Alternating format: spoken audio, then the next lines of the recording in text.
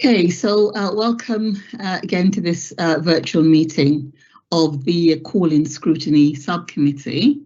Present at the meeting are members of the subcommittee. We've got the leader, is the deputy leader here? No, not yet. We've got the portfolio holder for community cohesion, crime and enforcement, signatories to the call-in notices and the relevant officers. I'm going to ask members of the subcommittee to introduce themselves, but before I do that, we now have the deputy leader present with us. So I'm going to refer members now to the published protocol for holding virtual meetings. And I'd like you all to note the following. So members of the subcommittee should ensure that you keep your videos on at all times, but please mute your microphones and unmute only unless you're speaking. And other members, participants and officers should switch off their videos and put microphones on mute until they're invited to speak. If there is a technical problem, then the meeting will be adjourned until it is resolved. The meeting is being audio and video recorded and will be available on the website, on the Council's website. Note that members of the subcommittee will need to move into a private session if there is a need to discuss confidential appendices to the Cabinet report and also to deliberate and make recommendations.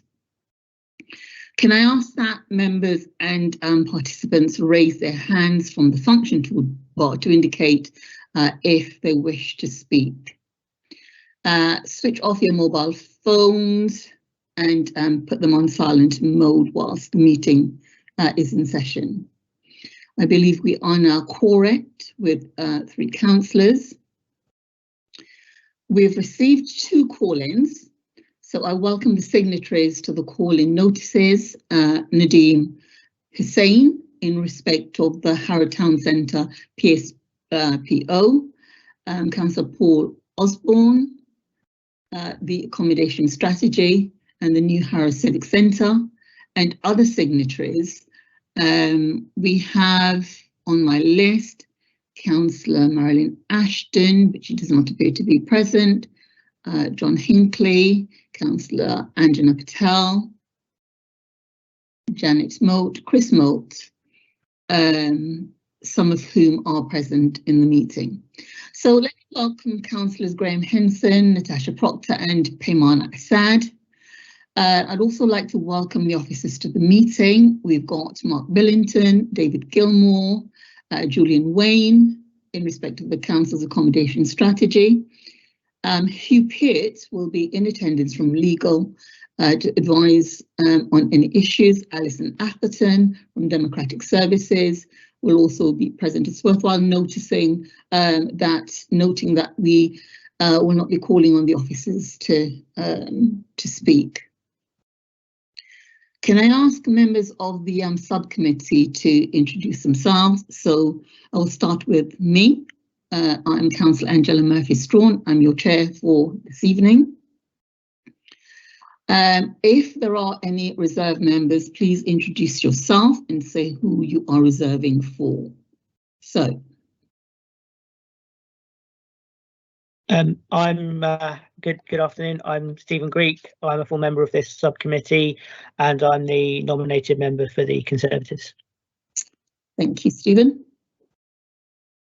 I'm Councillor Dan Anderson and I'm reserving for Councillor Jeff Anderson today. Thank you. Next person. Hello. I'm Councillor Norman Stevenson and I'm a member of this subcommittee. Thank you. Councillor James Lee, representing Labour. Okay, thank you, Councillor Lee. I put a note on the chat. I'm not sure if my video is working. It looks like a black screen. If you need me to restart the app, I can do that. Just let me know when I can try that. Is it showing properly? Could you have a go at restarting that, James? Because we need you to be on. Thank you. Thanks.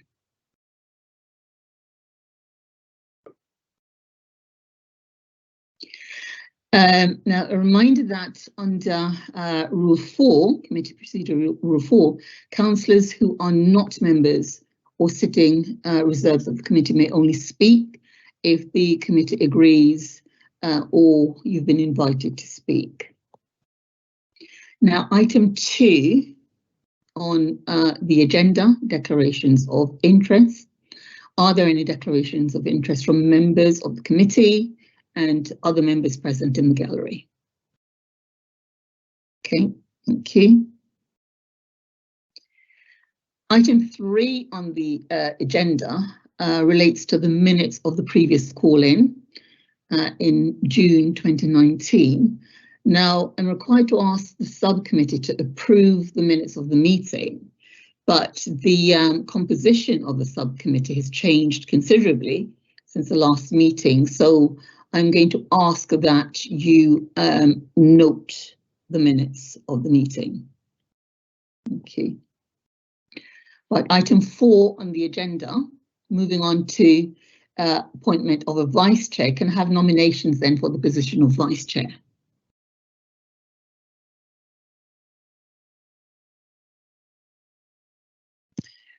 Chair, I would like to propose Councillor Stephen Greek. Okay, thank you. Is there anyone to second that nomination?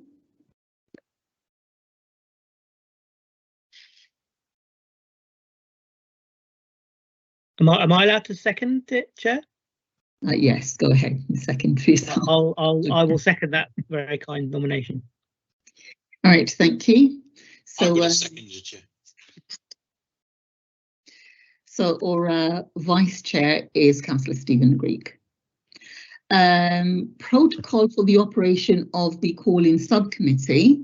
If I can refer you to pages 13 and 14, and I want particularly to draw your attention to paragraphs 5 and then to paragraph 8.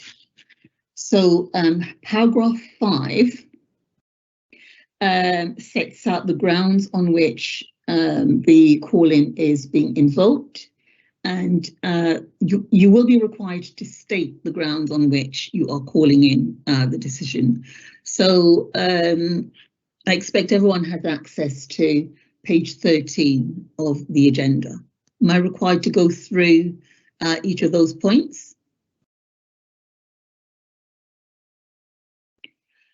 Right, okay, so the grounds on which a call-in can be requested is inadequate consultation with stakeholders prior to the decision, the absence of adequate evidence on which to base a decision, the decision is contrary to the policy framework or contrary to or not wholly in accordance with the budget framework. That's point C. Point D, the action is not proportionate to the desired outcome.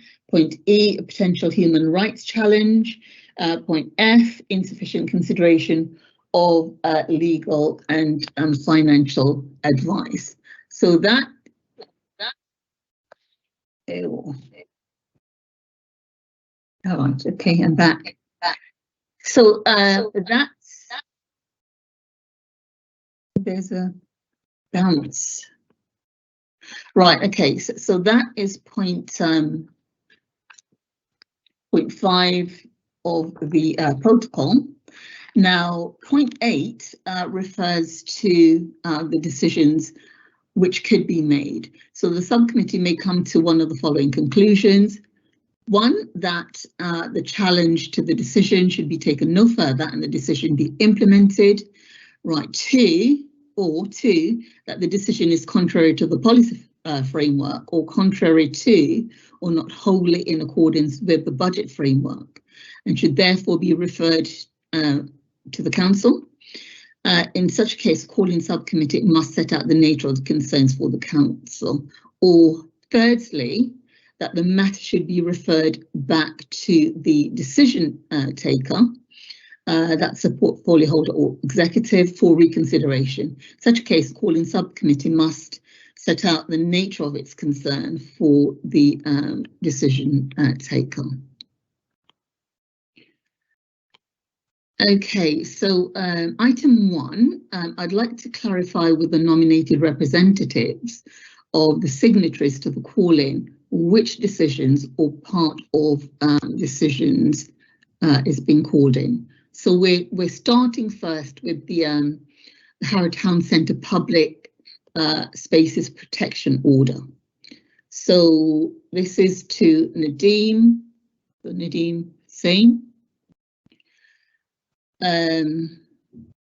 So can I clarify with you, Nadeem? Yeah. Yeah, which decision is being called in, or part of the decision that's being called in? First of all, hello everyone. Apologies for my webcam. IT told me there's some issue with it, so it's not on. The decision I've got on amplification, distribution of leaflets, 5.1 and 7.1 and 7.2, obstruction of an authorised officer.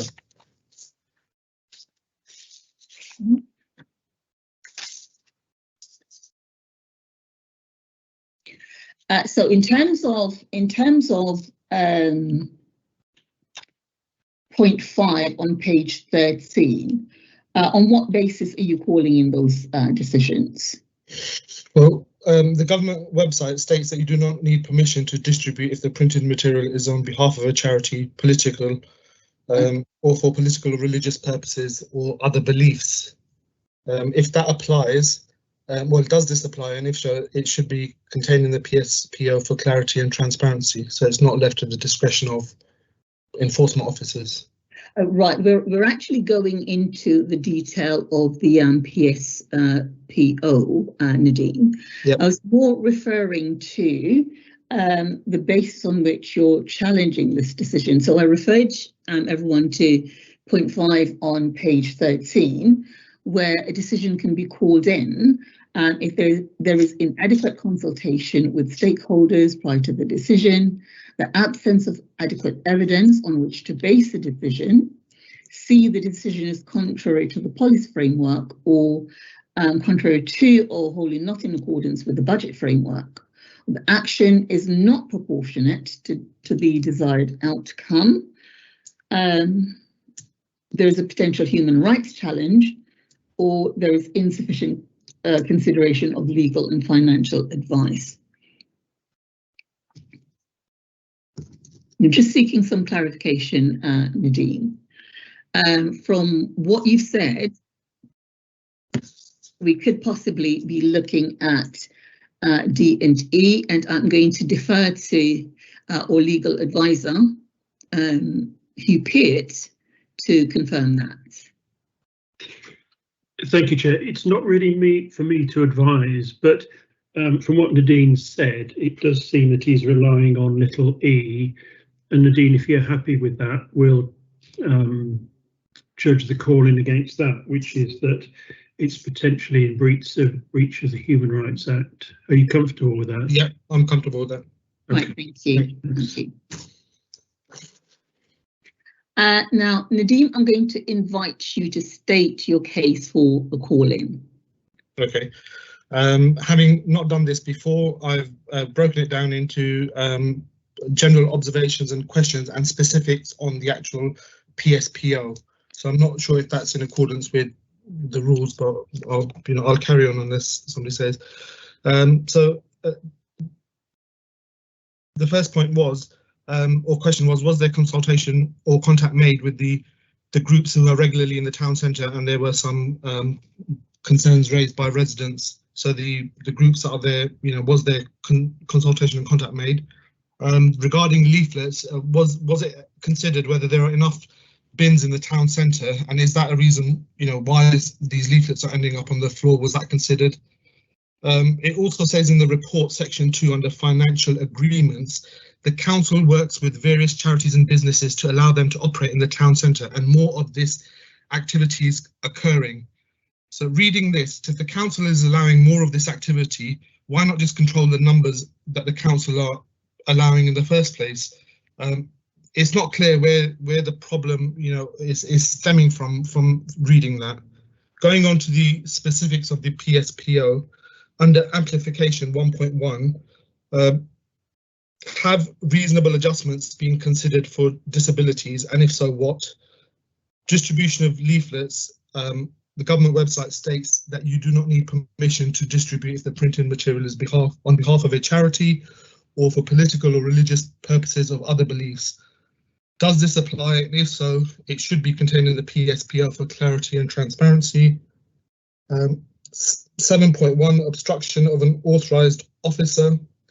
It should state whether the offence is civil or criminal for both clarity and transparency, and for better understanding of people who may not know the law or the language, or maybe English may be their first language.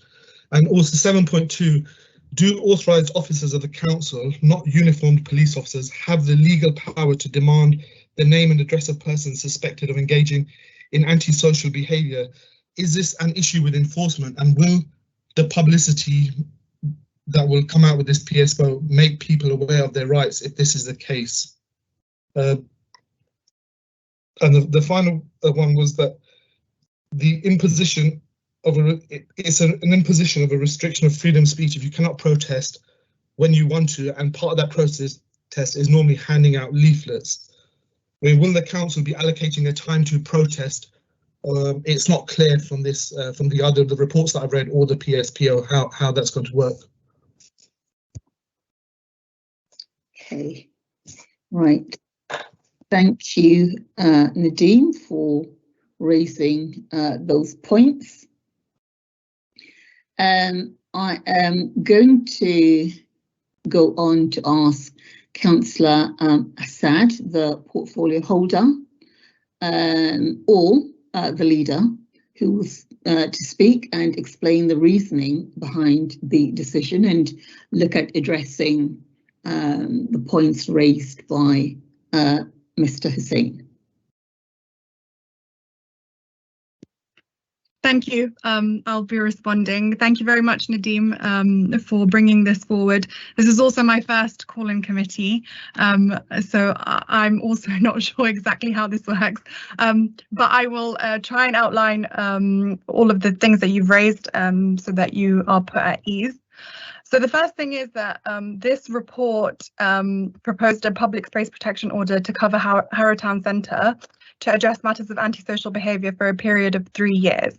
Now, the reason why the Harrow Council decided to bring in this public space protection order is because we've been getting a lot of complaints from residents, from businesses, in regards to antisocial behaviour and nuisance to people in the town centre. And there's various different examples of this. So what I'm going to do is I'm going to outline the 8 points that you made and just clarify. So the first was in terms of consultation. So as you can see from the report, we were able to consult with a wide range of businesses as well as residents.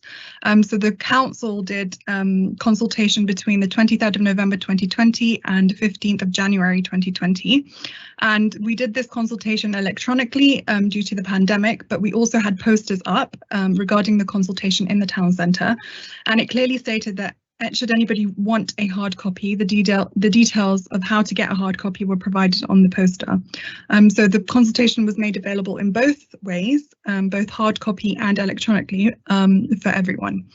The other thing that the council did was we asked the Business Improvement District, which has 200 members, and these are individuals who are regularly in the town centre, to also submit their response to the consultation. Now, what they did was they responded as the Business Improvement District of their 200 members, as in one voice, rather than 200 individual and different submissions. And from that, we were able to get more than 75% of the consultation, as you can see in the report on page 8. It clearly outlines that there was a majority for over nearly 85%, some even at 97% for the different things that have been proposed.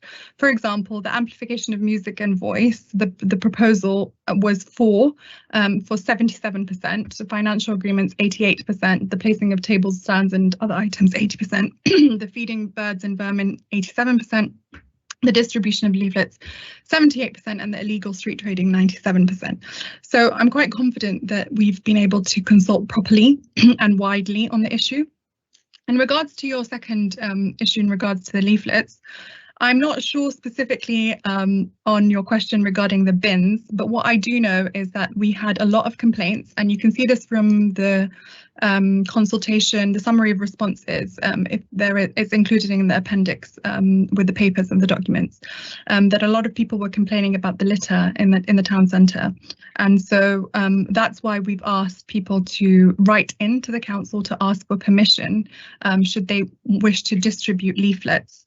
And this is so that we can also ask them that they should have a plan of clear up in place too after they've done so.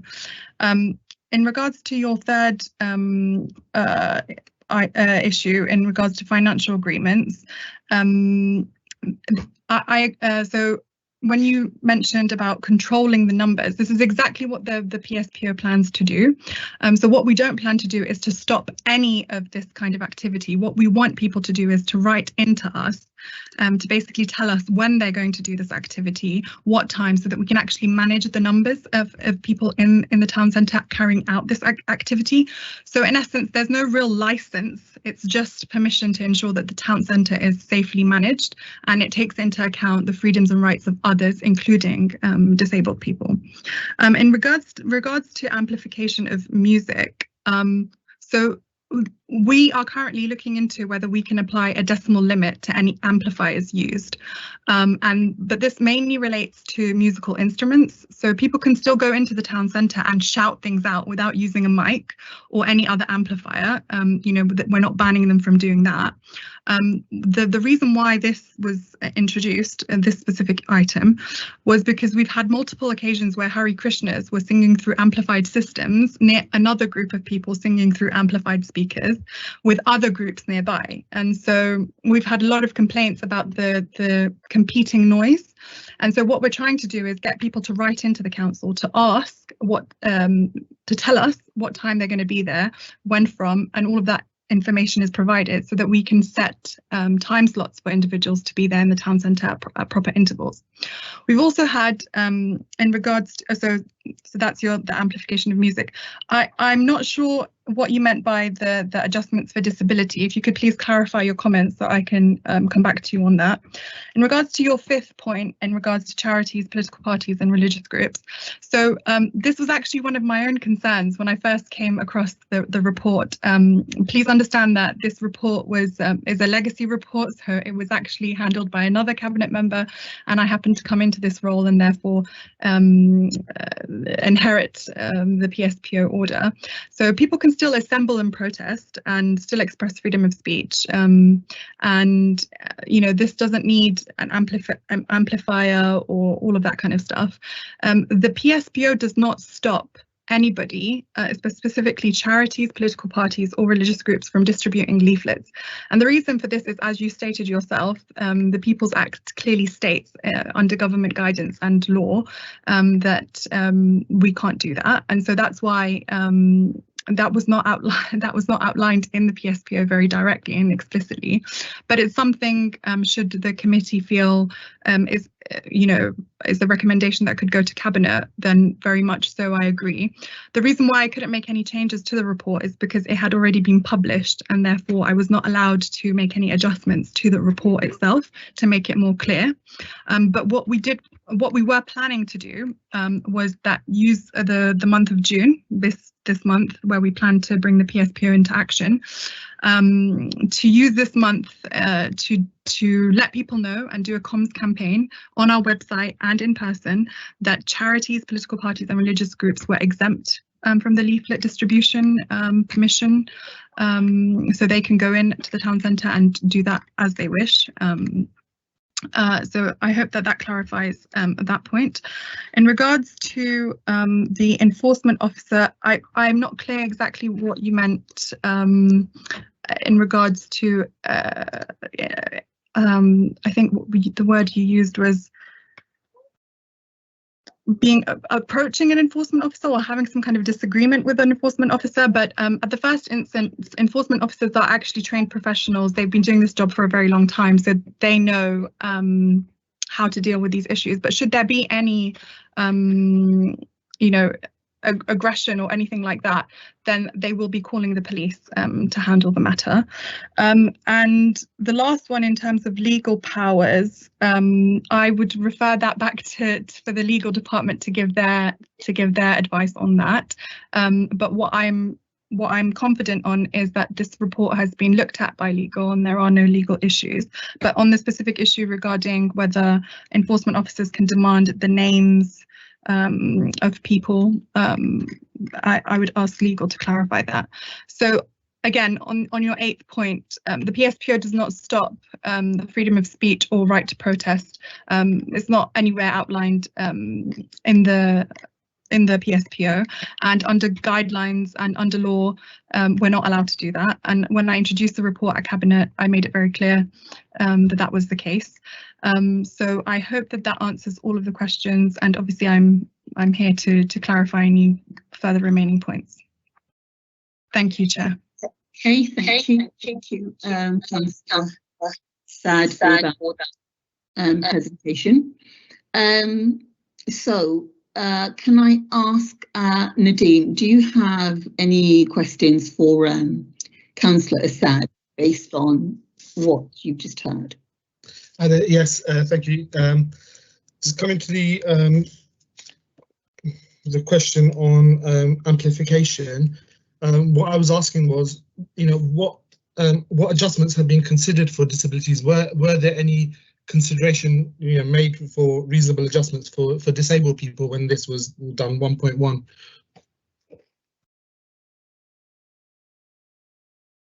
Okay. And also, it also would apply to distribution of leaflets as well. I mean, I can give you specifics, but what I'm asking was there any, assessments or consideration given to people, disabled people, how this will affect them? Was that, because I couldn't see it anywhere in the reports or the consultation or anything along those lines. So I just want to know what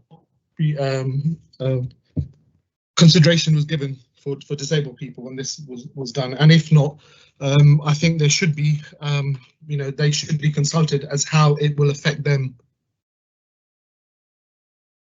Okay. Right. So do we have a response for that? Sorry, and just one other point just to make was the consultation, although 3 months, I don't think there were many people out and about, or people were actually not taking this, I would say, seriously, but there was so many things going on with COVID. And as a suggestion for consideration, should the consultation be extended, or a new consultation period happen where people are more out and you can get a better representation of people's views? So the views that are expressed are perfectly valid, and I accept those, but I'm just thinking that at that particular period that we were going through, it's not fully representative. And in that, and for that reason, I'm not sure. I haven't come across anywhere that there's consideration of this being for 1 year. I think it's for a full 3 years. So maybe in light of that, have this that it's reviewed after 1 year. I agree with most parts of the PSPO, and when it's successful, it is an important tool. So okay.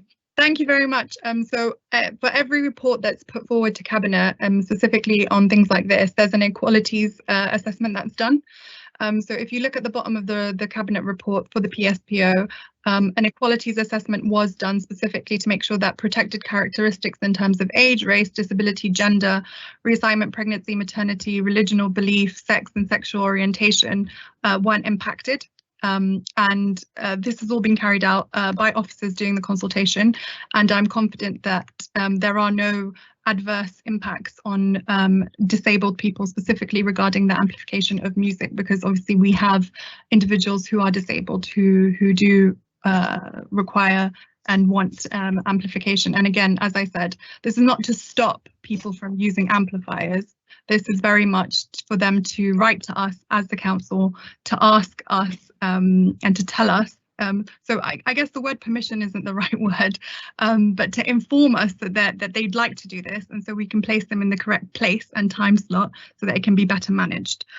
In terms of the consultation period and extending it, I completely understand what you mean and what you're saying in regards to that there not being that many people out due to the pandemic. Again, I wasn't around during the time when the consultation period was happening. But I believe that this report is for this PSPO order is for 3 years, and as you stated, and as is stated in the report, it will be reviewed. So one of the things that I've made very clear to officers is that we will be reviewing this within the first 6 months to see how it's going, and should there be any problems that occur, we will look at them again and refine them. So if I could just thank you for that. I just wanted to just clarify. I didn't make it clear. It wasn't the amplification of music when it came to disabilities. It was to do with speech. So if there was somebody, for example, who had a disability with their voice and needed to amplify their voice, was that specifically considered? Or, for example, if somebody's giving out leaflets and they're wheelchair bound and they're unable to carry the leaflets and they had a stand or a table, you know, was that considered, and will that be allowed, and will they need permission? That's the sort of Of course it was considered. So again, what I'm saying is that it's literally just a matter of writing into the council and saying, this is when I'm going to be there, this is what I'm using. And as I said, we're looking into putting a decimal limit into the speaker level, so the noise level doesn't go too high. So again, anybody who wants to use an amplifier or all they need to do is write into the council and say, this is what we're doing. And I'm sorry if that's not very clear in the report, but I wasn't able to change the report due to legal reasons. No, that's fine. Maybe I could just request if legal could have a look at whether that's within the law that a disabled person would have to write in to request, you know, what I've just said before. Thank you. All right. OK, thank you, Nadeem, and thank you, Councillor Assad. I'm going to invite members of the subcommittee to ask any questions that they may have. And whilst you're thinking about that, just listening to Nadeem and Councillor Assad, I think it may be prudent to have some more detail about what was investigated in the equality impact assessment in respect of disability. A further question that I had on the equality impact assessment, one of the protected characteristics is to do with religion, and in terms of handing out leaflets, was any consideration given to sort of the religious groups who may tend to hand out leaflets in the town centre? Because I think sort of this may impact certain groups more than others. So that's something else that sort of we need to consider in that respect. I can see that. Sorry, Chair, would you like me to answer that question, or? Are you in a position to answer that? Yes. So the equality impact assessment is the actual template for what the council used, and the response to each of the different protected characteristics is actually already published online. It's included with the documents. I believe it is. Sorry, I'm just looking. Just to see which appendix item it was, sorry. Councillor, is it page 93? Yes, so as you can see, it's outlined, you know, the impact assessment that's been done for each of the characteristics, and the specific one that you were quoting, Chair, in terms of religion or belief, the response is written there in terms of what council officers came to the conclusion of. Again, it says that whilst there's been some comments that this prevents free speech by targeting amplification, it's not the case because you know, free speech remains in place, and again, we're not stopping free speech, and you don't really need an amplifier to do so.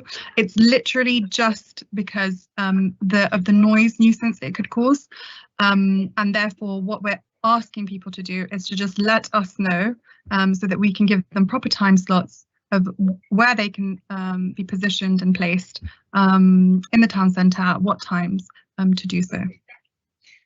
Okay, thank you for that. I was thinking more in terms of the leaflets, but I'll move on to members of the subcommittee. Councillor Dan Anderson. Thanks, Chair. This is just a question around the consultation, which was just mentioned earlier in this item. I know that it was mainly done online due to the pandemic. I wonder whether you could give the level of confidence in that consultation, and whether the strength of response from that consultation justifies the actions outlined.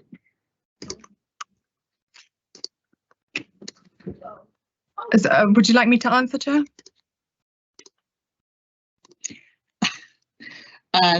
Yes, of course. Go ahead, Councillor Assad. Okay. Yeah, very good that the consultation actually is in line with this PSPO. The sound sounds very poor. You're breaking up quite considerably. Sorry. Can you hear me? That's better. Okay. Can you hear me now? That's better.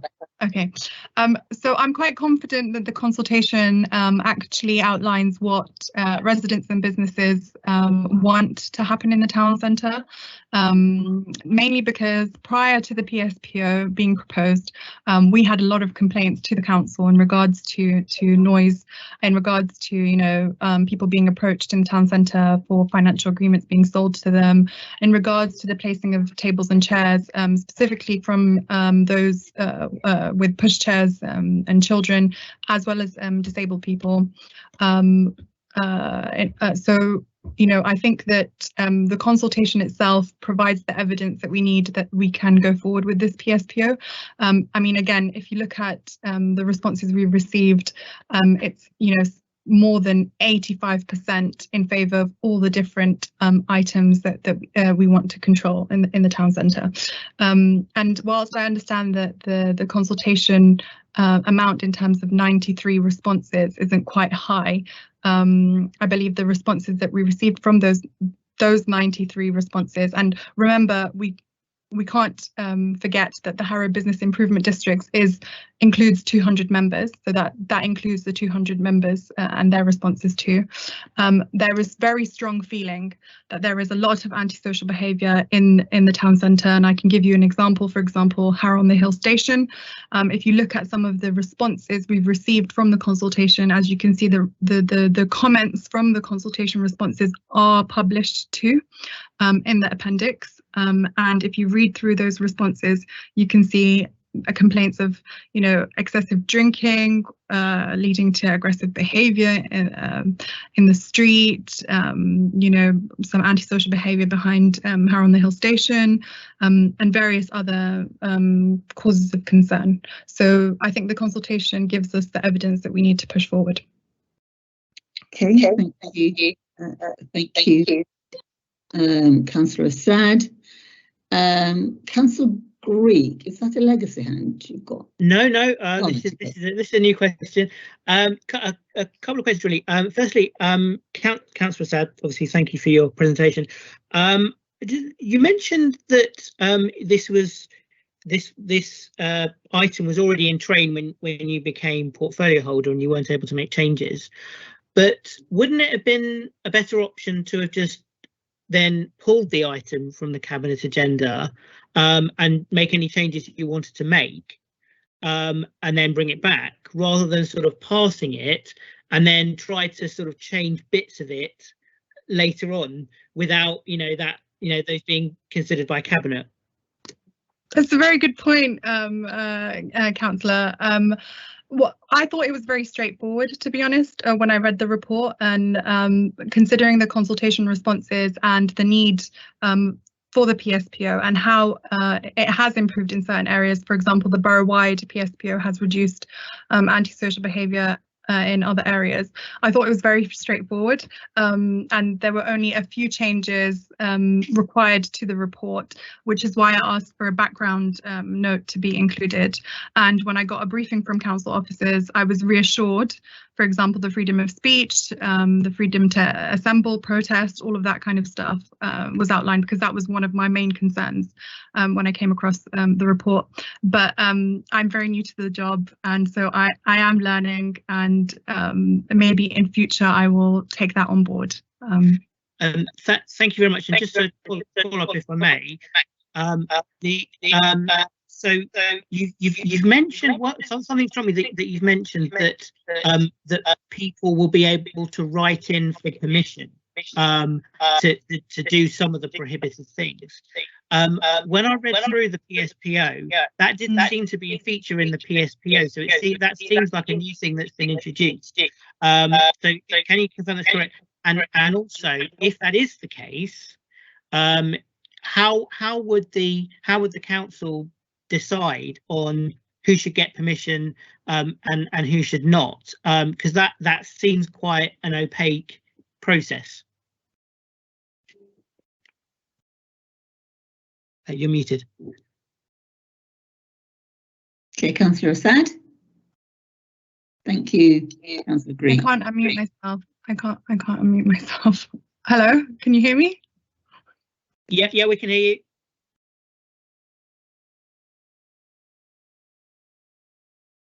you. You're muted again. Now. Can you hear me now? Yes. Okay, sorry. Whilst the PSPO says that nobody should use amplifiers, or there are prohibited, what the council's trying to do is get people to write in and fulfill certain requirements.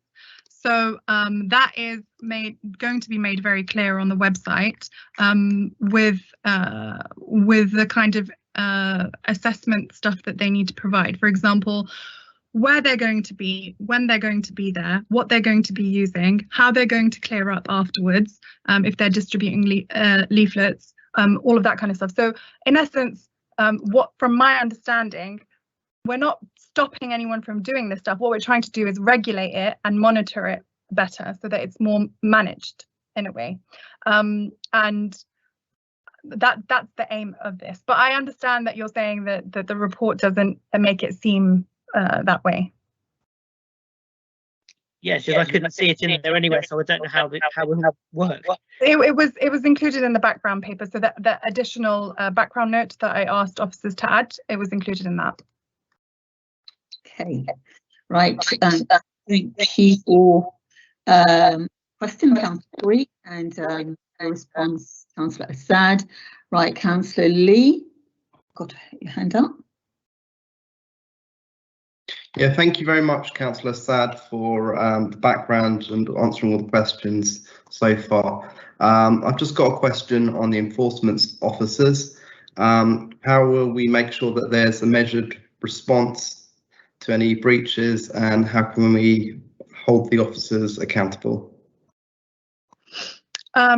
So all the enforcement officers from Kingdom, the third-party contractor that we'll be using, are fully professionally trained, and they've been doing this for a very long time. We've used them previously too.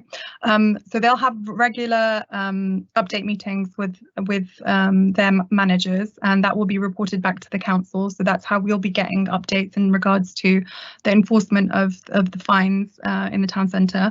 The other thing is that all enforcement officers will wear body cameras, so we will understand should there be a dispute in regarding a fine. We can look back at body cam video footage and reports, as well as interviews with both the enforcement officer carrying out the fine, as well as any resident who has an issue with it. The other thing is that we're not operating a for-profit system, so this is not, we're not making any money from this. This is literally just trying to enforce something to bring down the antisocial behaviour. So there's no money to be made from this. So that's why enforcement officers, they can't be issuing fines left, right, and centre. And as outlined in the background paper, as well as the supplementary note, we're trying to enforce a sort of an education. Educate, enforce, promote, enforce sort of system, so that people are educated on what the new rules are, and then we look at promoting those rules, and then we look at enforcing them. So enforcement really comes at the end stage, to make sure that we promote good practice. Okay, right. Thank you for that, Councillor Assad. Following on from that, because you're using a third-party system to sort of carry out a lot of the enforcement, and they are paid based on sort of the number of FPNs they issue, do we need to be concerned about sort of the possibility of sort of overzealous enforcement in that respect? No, Chair. I don't think that there should be any concern in regards to that. That was one of the concerns that I myself had.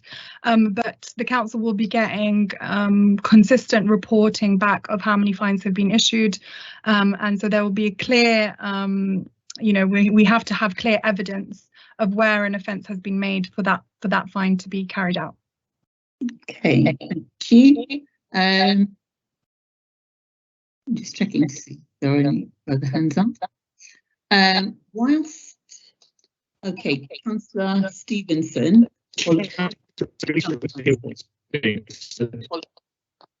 Okay, thank you, Chair. I first of all wanted to thank Nadeem for what he said, because I would question, we're making this decision based on not very many responses actually, so possibly we should reconsider a more wider consultation, because I don't want to get this wrong. I just wonder whether Councillor Assad could just clarify for me something you said about the number of respondents. I think, was it 170? I didn't quite hear. And you referred to the bid. Now we know the bid has got over 200 members, and you said they were represented in there. But was the bid one response of those 170 or what? So what was the mix between business response and community?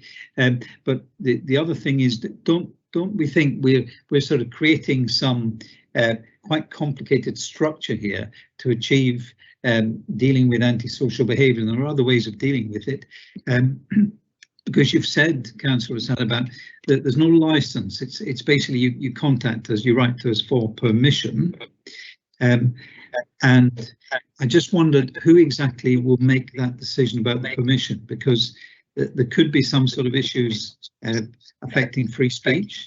There's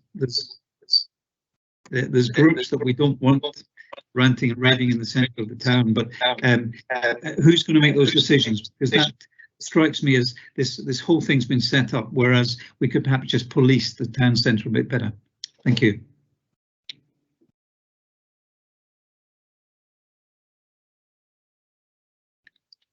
Hello. Assad. Can you hear me? Right. Sound is not very good. You're on mute. Try again. I don't know. Every time I unmute myself, it mutes me again. Hello, can you hear me? Okay, that sounds better. Sorry, can you hear me? Yeah, you can hear me. Okay, so in response to your first answer, your first question in consultation, so the bid, yes, as I stated previously, the bid's response was one whole response. So they responded on behalf of their members. So they put out the survey to their members, their 200 members, and got back to us in terms of one response rather than all of the responses that they received. Yeah, and your second one, sorry, could you repeat your question? I forgot. It's about who's going to police. Yes, right. The permission. It's about the permission. Yeah, the permission. Yeah. So the permission. I think it's a complicated. I think it's a rather complicated structure just to police the antisocial behaviour. Thank you. No, I understand. Where you're coming from. However, the permission. So the turnover time for permission is 3 days, 3 working days. And that is going to currently that is going to be made by sort of like a cross a panel. So the bid is going to be involved in those decisions. So the Business Improvement District is going to be involved in those decisions, as well as the council. And I understand the concern in regards to the groups that we might not want to be shouting specific things, but that is a criminal issue. So where we have those kinds of groups approaching us, we will be in contact with the police to make sure that we regulate that and monitor that. And enforce that correctly. Okay. Thank you for that. Before I go to Councillor Anderson, Dean is asking about the number of signatories to the calling. Do we have that information? I understood it to be 150, but I'm sure someone will correct me if I'm wrong.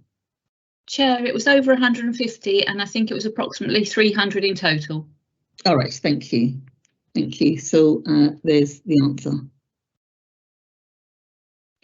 Not sure the official process. Do I need to verbally ask these questions? All right, okay.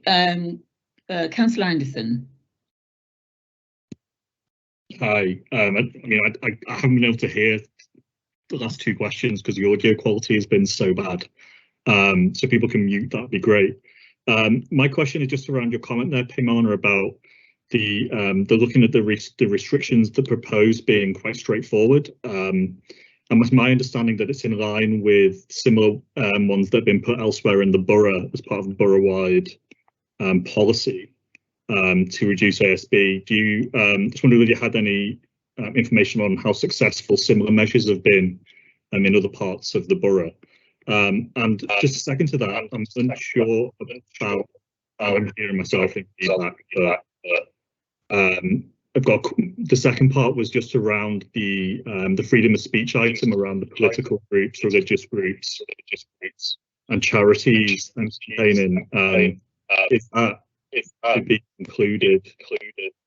Is that a recommendation this committee can make that it's included in writing just to clear up any confusion? Yeah, that's it. Okay. Thank you. Can you hear me? Yes, we can hear. Okay. So in regards to in regards to the freedom of speech included very explicitly in the report, I would ask the committee. Very happy to it's just awful. Sorry? Your speech is breaking up. And okay, full bars, I think it's Microsoft Teams. Can you hear me? Could I suggest if Councillor Assad turns her camera off, it might help with the audio quality.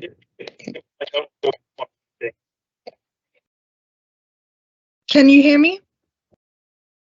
Yes, that sounds a lot better.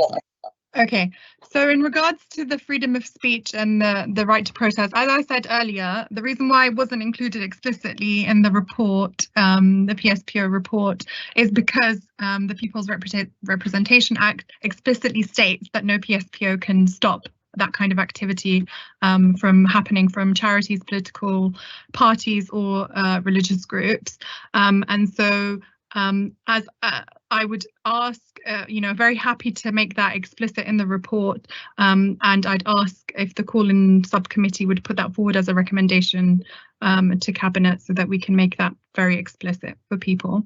And in regards to your first question, in regards to the borough-wide PSPO, yes. So the PSPO borough-wide has been in place for 3 years, and there have been changes to people's behaviour as a result. But obviously there's issues that still remain across the borough that we need continued work on. So I can give you an example of how the PSPO borough-wide has helped. For example, in Wealdstone Square, we saw a history of street drinking that caused nuisance and annoyance, but the PSPO helped alleviate that through alcohol control in public spaces. So that's one example of how a PSPO can help reduce and control antisocial behaviour across the borough. And I believe that this Harrowtown PSPO can also help alleviate some of the issues in the town centre. Okay, thank you. There was one other thing I wanted some clarification on. The setting up of the tables used to sell sort of unsafe item, equipment, perfumes and so on. I understood that that particular area of legislation would be enforced by trading standards, because they've got specific powers regarding things like consumer safety. Was that brought into the mix as sort of an enhancement of what they already do? Because what we don't want to do is to be crossing the boundaries when it comes to enforcement. Definitely. So this is an enhancement procedure. So it covers the ones that aren't covered by trading standards, because what we're seeing is more and more illegal street trading, where they are trying to supply residents with harmful materials. And as outlined in the report, specifically in regards to this, more than 90% of residents in the consultation were in agreement of this. And what we've seen is an increase in people trying to manipulate residents and visitors by selling unsafe, counterfeit or unauthorized product. So it would give enforcement officers the authority to fine and prosecute such areas of illegal street trading, to cover any of those grey areas that aren't covered, for example, by trading standards. Right, thank you. Are there any more questions from the subcommittee? Councillor Lee? I just wanted to second the recommendation from Councillor Dan Anderson to have the wording explicit on the right to, I think it's on the political protesters and charities and the other one. But Dan, if you want to put the wording in, how do we put that forward as a recommendation for all of us? When we move into discussing the conclusion, then perhaps we could consider that, Councillor Lee. Okay, thank you. Thank you. Right, okay, so if we're satisfied that we've heard everything that needs to be heard, we will need to withdraw to a private meeting to discuss the outcome, to deliberate. Because we've got 2 call-ins scheduled, Alison, can you please remind me if we are going to deliberate both of them at the end, or yes. we deliberate? Yes, Chair, if we can deliberate both after we've heard both call-ins, and then we will let Mr. Hussain know tomorrow the result of the first call-in, because I don't know that he wants to wait and hear the rest of the other call-in. Yeah, thank you for that. So, Mr.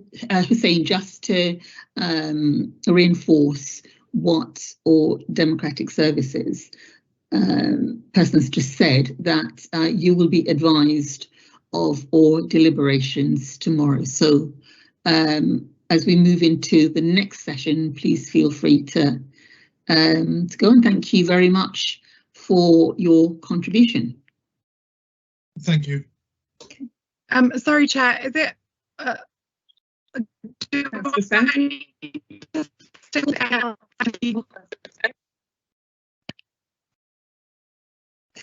I just need to clarify whether I need to stay on the call, because I do have a meeting with the police later in regards to something else.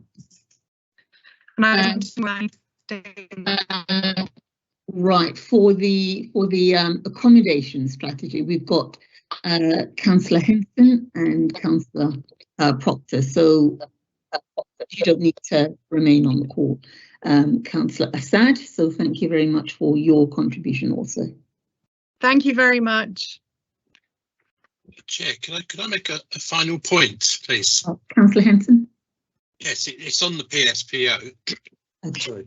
The sound quality was a bit changing and hard to understand some of the points clearly as they were going through. And I think one of the questions that came up is around enforcement and the purpose really of a public space protection order.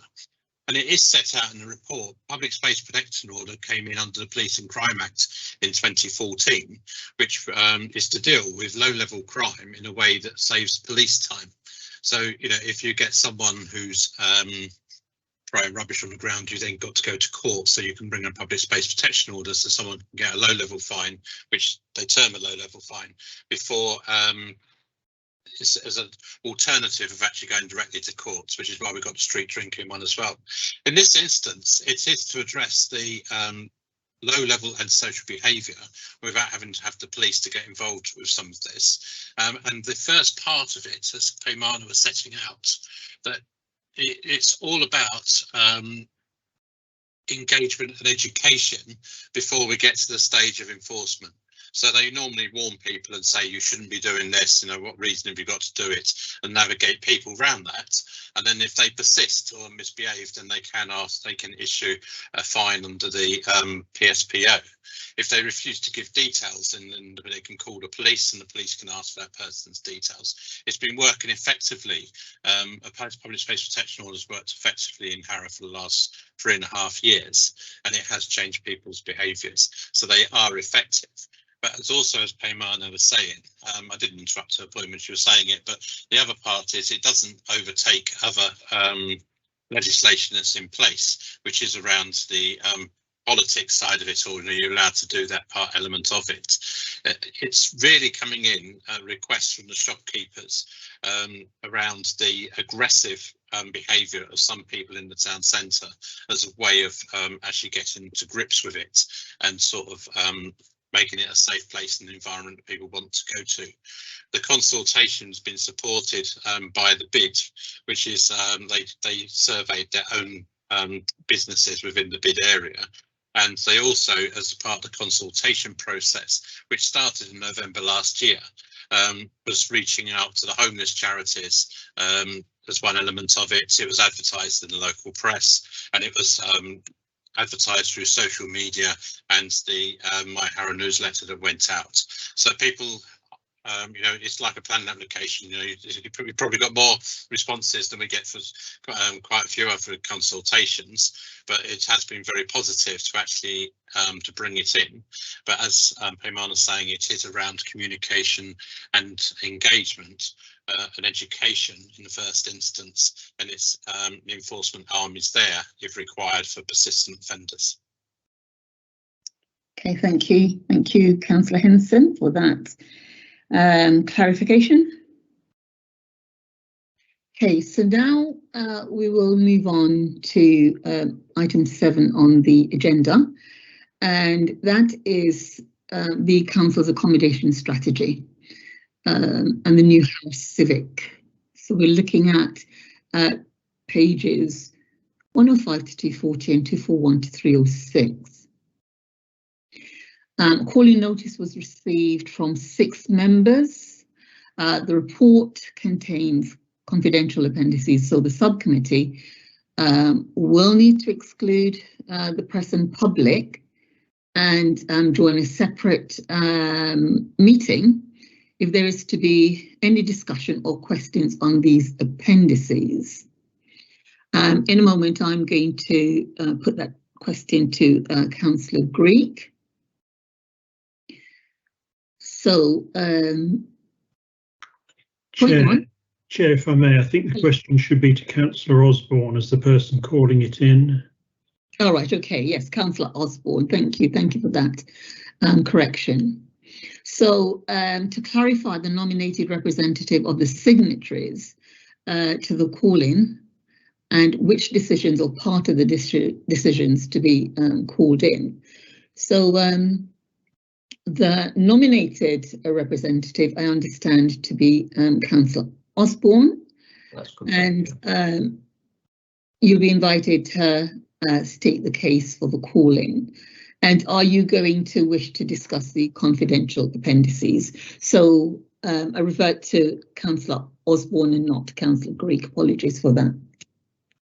Thank you, Chair. I don't intend in anything I say to refer to any of the confidential items.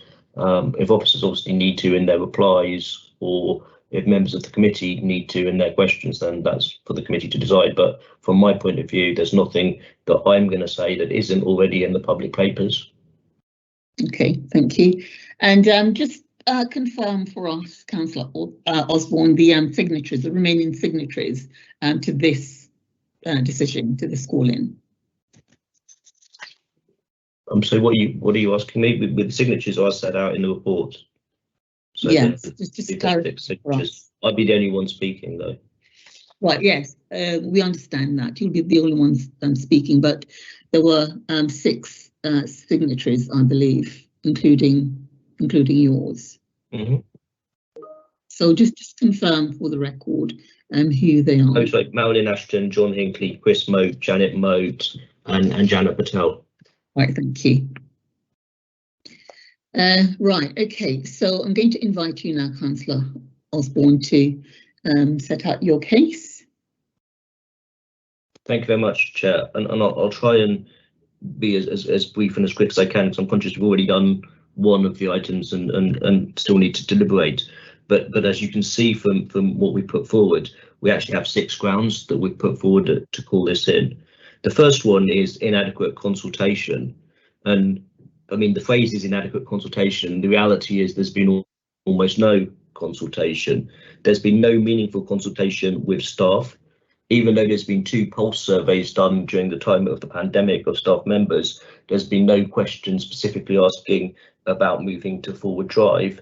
And it's not just that we're expecting staff to move to forward drive, we're also expecting them, instead of the original plan, which was to spend 20% of their time working from home and therefore 80% of their time working in the office, to now spending 50% of their time working from home and 50% working in the office. And I think even going to 20% for some people might be difficult, but going for 50% could be for some people very difficult, albeit for some people it might also be beneficial. And I think to make that kind of change to employees without properly talking to them and consulting on them is by no stretch of the word adequate. There's also no evidence in this report or in any of the briefings that we've received of any examination on where staff are based and how they travel to work. And to me, when you're moving an office, that's one of the first things you would look at, is how staff actually get to the office, how the change would affect them. And if you are massively reducing the parking spaces, what impact would that have on those journeys? There's no evidence in the report of any consultation with partners of the council. We keep talking about having shared working and having offices for all the public sector across the borough. There's nothing in this accommodation strategy that really addresses that, or even where we have existing partnership working, whether or not the partners have been properly consulted and are happy about the changes. For example, in children's services, we have the MASH team, and whether or not the police who work with us would be comfortable working in forward drive, or whether the parking there might create some issues for them. There's been no consultation with councillors. Indeed, this accommodation strategy doesn't set out where council meetings are going to be after we leave the civic centre next year. There's no idea of the costs of that, and there's no idea of how councillors on surveys, and I'll come on to this again, how councillors and members of the public get to meetings and get home from meetings in the evening. There's also been no consultation with the public as to where their council services are based, or the residents surrounding Forward Drive as to whether or not they think that this is a good use of that site. The planning permission, when that was done, didn't make it clear that it would all be civic use.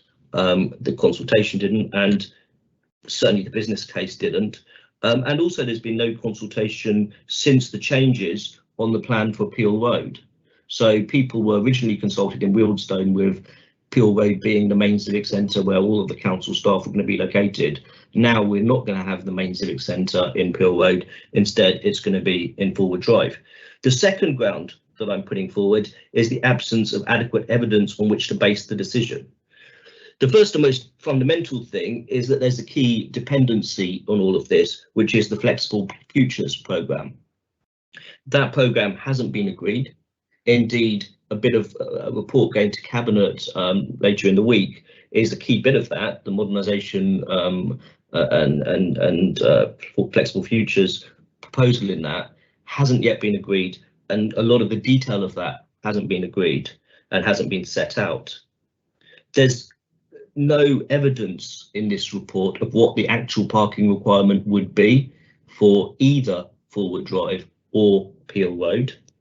There's no evidence, as I was saying about consultation, there's no evidence of where staff travel from and what they do during the day in terms of travelling around the borough. There's no evidence of where meetings will be held and how people, councillors and residents, will get to those meetings. There's no evidence on safety of staff, residents and councillors. And I think, you know, after the Sarah Everhard thing, we're all very conscious of some of the difficulties, especially with female staff and late working. But more generally, I think the safety really needs to be considered before you actually make the decision, and a proper plan be in place for how you deal with what is quite a significant concern of people, especially council meetings happening late into the evening.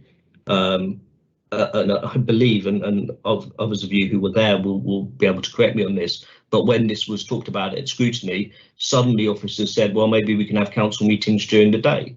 Again, a random thing to suddenly come up with, and no evidence about what impact that would have on councillors who have full-time jobs.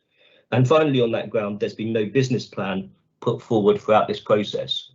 All the way through, we are constantly promised a business plan, but never ever see one. We are making significant decisions that will cost tens of millions of pounds, if not hundreds of millions of pounds, and yet there is no clear business plan that we are proceeding. We keep getting told there is one, but it never seems to be put before members.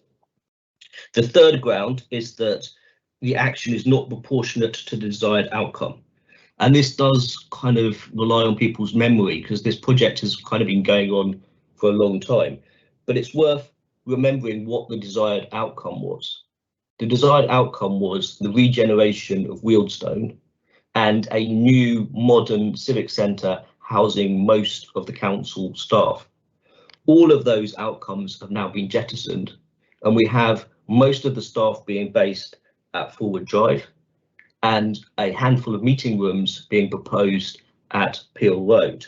This means the regeneration effect in Wealdstone will be very, very limited. In addition, this is no longer cost neutral. It's only made cost neutral by ignoring a number of things, and I'll touch on that in the sixth ground. And finally, it's not a civic centre by any meaningful definition of the word civic centre. It is at best a town hall that we are building in Peel Road, and a civic centre we are building in, or have built, in Forward Drive. This was never part of the plan and has just happened by mistake. The mistake was the planning committee suddenly decided to put a restriction on using the top 2 floors of Forward Drive, saying it could only be used for civic purposes. This was something the council decided to do. It's not something that they were obliged to do by the GLA or any other body. The council decided to put that planning condition in, and yet still went ahead with a business case that was based on renting out the top 2 floors for commercial tenants. Despite the contradiction, they went ahead, built the new Forward Drive, now find they have 2 extra floors and don't know what to do with them, so have decided almost by accident to make that a civic centre. In effect, what this accommodation strategy does is endorse that decision that was made by mistake, and also spend £22 million on building some meeting rooms in Wealdstone that for most of the day won't be used. My fourth ground is a human rights challenge, and according to the Equality Impact Assessment, there are 80 members of staff with disabilities. There's also a large number of people who either prefer not to say or we don't have the information for. So it could be potentially 800. I don't think it's that large, but it's certainly larger than 80. But then the Equality Impact Assessment goes into no detail as exactly which disabilities or what type of disabilities people have. And therefore, it's very difficult to know what effect taking away all of these parking spaces, both in absolute terms and also in terms of disabled spaces, will have on the staff and their ability to go to work. It's also worth noting that the report is inaccurate and claims there are only 12 disabled parking spaces in the Civic Centre. The reality, and we've got this from Mike Butler and a map that I'm happy to display if people dispute this, is there are 24 disabled parking spaces in the current Civic Centre site. But in addition to those 24 disabled spaces, there's also a significant amount, over 500 spaces, that people can use if they have some disability but maybe don't qualify for a blue badge, or maybe don't quite qualify for the disabled space. Or, and it's worth noting in the equality assessment, some people prefer not to say, and they might not want what they perceive as the stigma of using a disabled space, and are quite happy to use a space nearby in one of the many car parks that currently serve the Civic Centre, but might not be able to with the new proposal. And in addition, if the 5 spaces that are going to be put in Forward Drive are full, there won't be the potential of other spaces for the disabled staff to use, because the likelihood is all of that parking will be taken up by other users. And to be clear, what we're actually talking about is a 70% reduction in parking for these sites. The fifth ground is the policy framework, and that it's not wholly or so it's contrary to the policy framework. Council in February passed a borough plan for the second time. It is nowhere mentioned in the borough plan that we will be doing this. It would seem to me where you're basing all your civic services from and potential working with partners would be a good thing to have put in the borough plan if that was part of your policy framework. It wasn't. Instead, the council delegated to Cabinet the ability to agree a council delivery plan.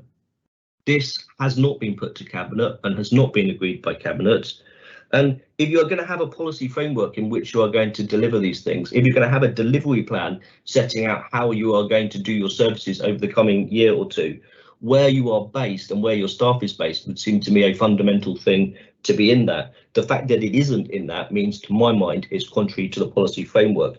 And it's worth noting, in all the previous corporate plans over at least 6 years, it's been made clear that the council's ambition and objective was to have a main site where all the staff and civic functions would take place. This accommodation proposal deviates from that.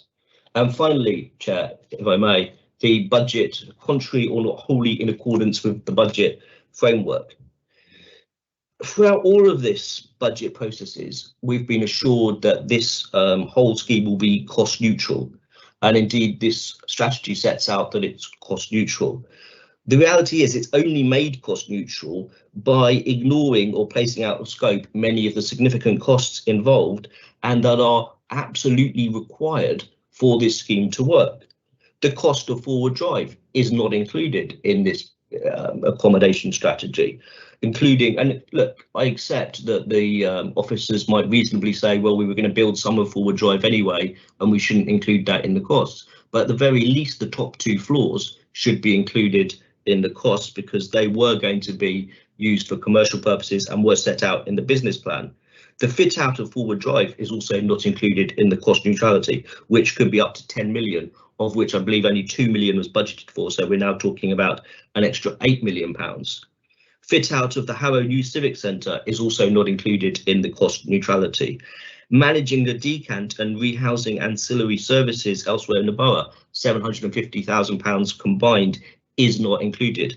And indeed, it's worth noting there is no clear evidence or consultation on where those ancillary services should be provided. The staff in the registrar's department haven't been consulted on where they will be, and no decision is made in this as where they'll be. They're left up in the air and unclear where they'll be, other than they won't be in the current civic centre. Any costs or loss of productivity for maintaining and serving residents from multiple ancillary locations has not been factored in, nor has the travel between and the cost of travel between ancillary sites. And we've seen today on this meeting how you can get a much less productive meeting if half the time people are saying, can you hear me? Can you hear me? Is my mic on? Is my mic on? It's not exactly the best use of everyone's time. And if you look at how much that happens across the entire organisation, and will happen if we go to 50% of people not being in the building most of the at any one time, that will have a much bigger impact on productivity. And finally, it doesn't include the cost of the modernisation and additional capacity funding, which is going to Cabinet, I believe, on Thursday, and it's over 4 million. I think it's 4.4 million.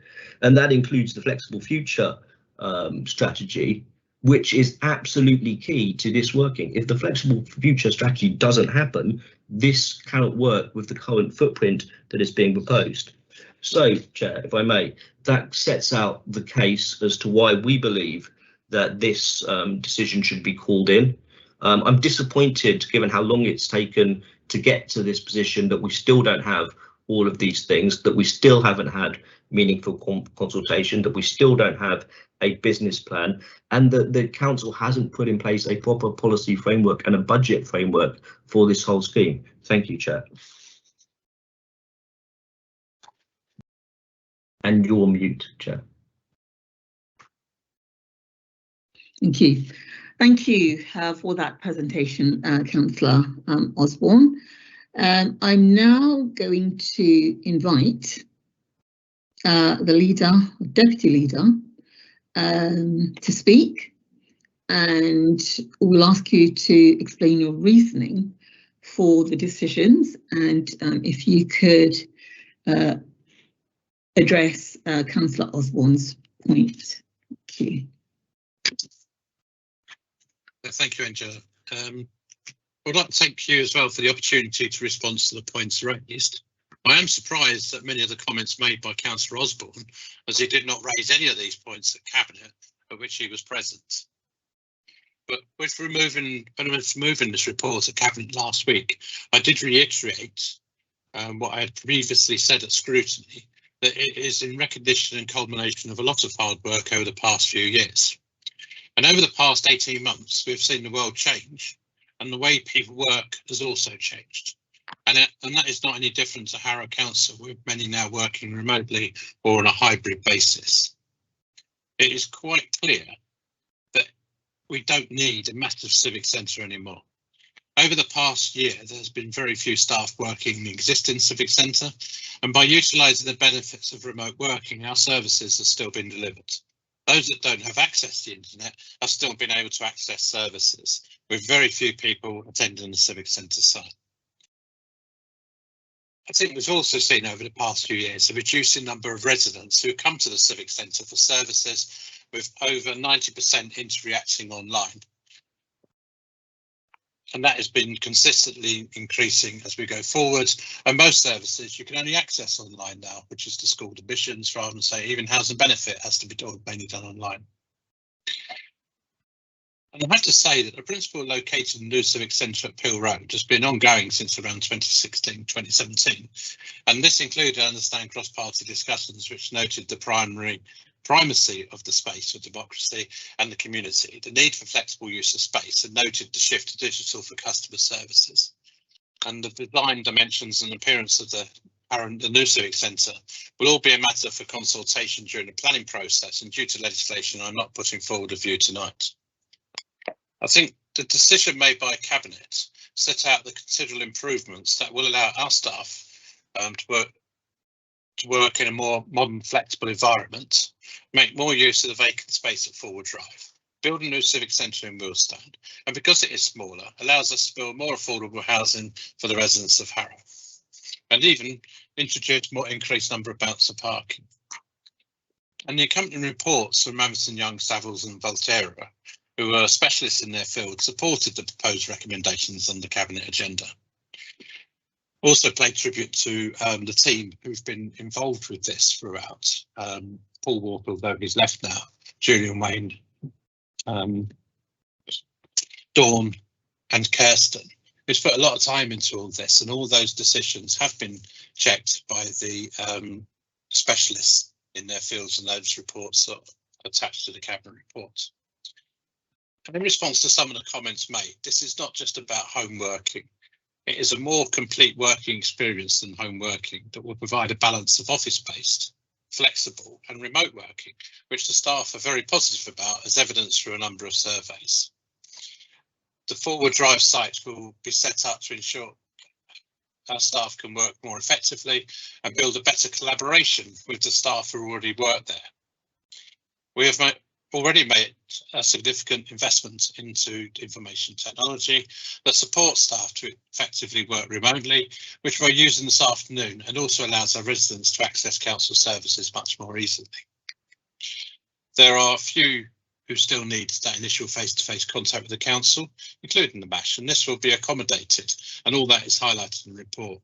We're also looking at other access points across the borough, so residents don't have to travel so far to access services that they may need. The Cabinet report also set out information around the flexible futures and how it will operate, investment that will be made and the support that will be given. The report also set out we'll be building a smaller civic centre in Millstone as the council's public, community and civic space, with parking spaces underneath, an increased number of affordable homes for Harrow residents, and to establish forward drive as the council's principal focus for staff, with ultra-modern and of high quality offices and meeting rooms, which will be a considerable improvement on the current civic centre and can also be used by councillors. Some further questions have been raised by Paul, and I would like to briefly comment on them. So, engagement with service users on the detail of proposed moves will take place and has in some provision of social care outlets already started and has been favourable. However, this needs to be seen in context as, although important for those residents involved, the proposed moves will affect a minority of our residents, as we have been moving successfully to online services for many years, and most service provision affected is to do with social care. For the more general face-to-face interactions with residents that were before the pandemic provided from the Civic Centre, we will be piloting the use of library as our access point, and we'll be inviting resident feedback. There's also other locations across the borough that are being looked at. So it's where the council goes out to the residents and not the resident having to turn up into a big concrete block. There is no requirement to consult residents on where staff are located. It is a matter for the Chief Executive. And as we all know, the Chief Executive really promotes staff engagement, and great efforts are being made to ensure this occurs. We must remember that the introduction of agile working dates back many years and was being introduced, although slowly, in the current Civic Centre.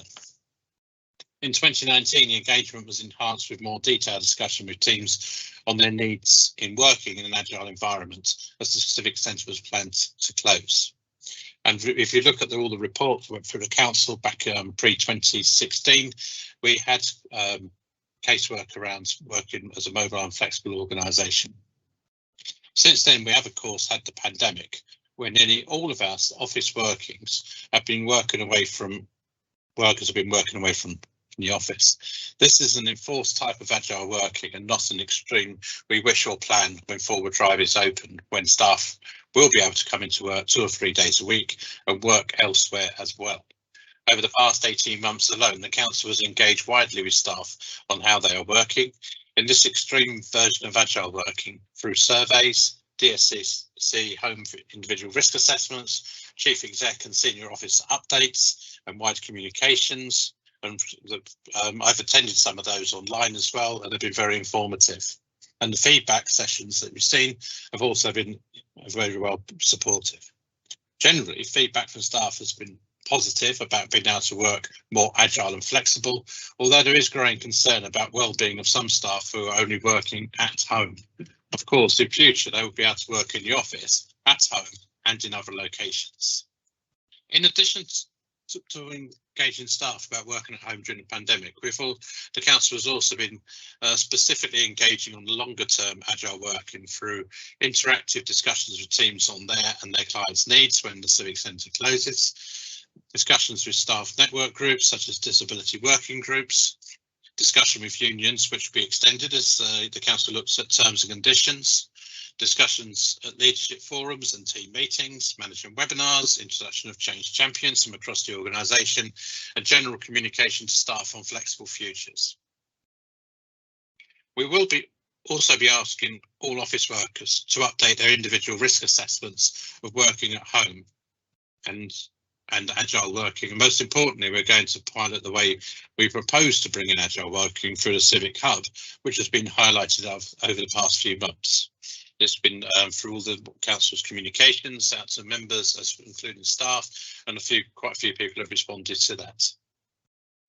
If you go into this, well, you can't go into the Civic Centre, but you can go into the hub because it's been restructured. So the current Civic Centre has been restructured as a Civic Hub, which mirrors as much as possible the way Forward Drive will operate. When lockdown is released, hopefully next week, but maybe by September time, we will allow staff to come back into the Civic Centre working in a collaborative style. They will then get first-hand experience of agile work and be able to give feedback to help us improve and continue to improve the agile methods. An allegation has been made that there is an absence of evidence around parking on which to make a decision, particularly for staff with a disability, which means they drive to the Civic Centre, and also around safety. There's an unusual and interesting analysis of the figures shown in the call-in statement.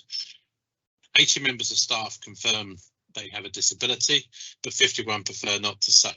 It would be highly statistically unusual for the numbers to be anything like those quoted in the call-in, particularly when as the EQIA says that at the latest figures, 17% of the working age population declares a disability. The EQIA is clear that the take-up and demand for disabled spaces will be monitored, and there is an opportunity to devote more space for disability parking if required. A further transport survey is being carried out, and we always can review if the need arises. The council also takes its duty of care very seriously, has worked extensively in recent times on community safety in the borough and in Wealdstone specifically, and is currently carrying out works that are improving travel and street scene. The report is quite clear that the new Civic Centre, any additional parking provision in all residential blocks will be secured by design and will seek the highest standards of community safety. However, the council's duty cannot possibly be considered to extend to the provision of one parking space per person attending a council meeting 5 or 6 times a year, even if that were acceptable in planning terms. There's also a flawed assumption that it is feasible to build extensive parking spaces in the Wealdstone area. Wealdstone is a high PTAL area. It's probably one of the highest in London, and the new London plan expects car-free developments in the higher PTAL areas and car-light developments in less high areas.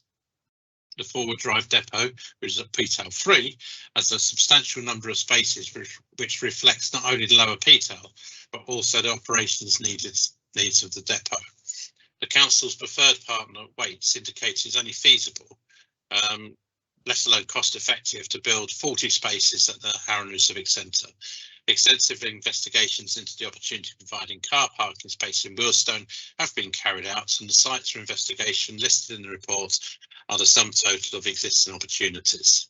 I would point out that those extra 40 spaces, as reported in the Cabinet report, are costing over £100,000 each, which many will say is not a good use of money. From my view, Chair, the Cabinet report made it quite clear that the proposal will be a positive impact on the regeneration of the area. And actually, overall, it's a better proposal economically than the initial proposal for a larger civic centre. It is true that some of the spend will not now necessarily go to Wealdstone Town Centre itself, but it will be in the borough, close by it, and will contribute positively to the economic growth of the borough. The report doesn't build a golden palace that some people might like, that is left empty most of the time. It builds something useful that meets modern day requirements. This strategy makes best use of the council's available modern office accommodation. Some services are already based on ancillary sites, and it should be remembered that the vast majority of the council's transactions are already carried online, which is a point I've made on numerous occasions over the past few years. Before I hand over to Natasha to talk about the budget questions that have been made, I would just like to say that I have heard some really negative comments about Wildstone. This administration takes community safety and community cohesion extremely seriously, and a lot of work has been undertaken over the past few years to reclaim the streets, improve the area and make it a place where people feel proud of. Attending meetings with community groups and talking to residents, they have seen that positive change take place, and I would urge you all to visit sometime and see the improvements that are out there. Thank you, Chair.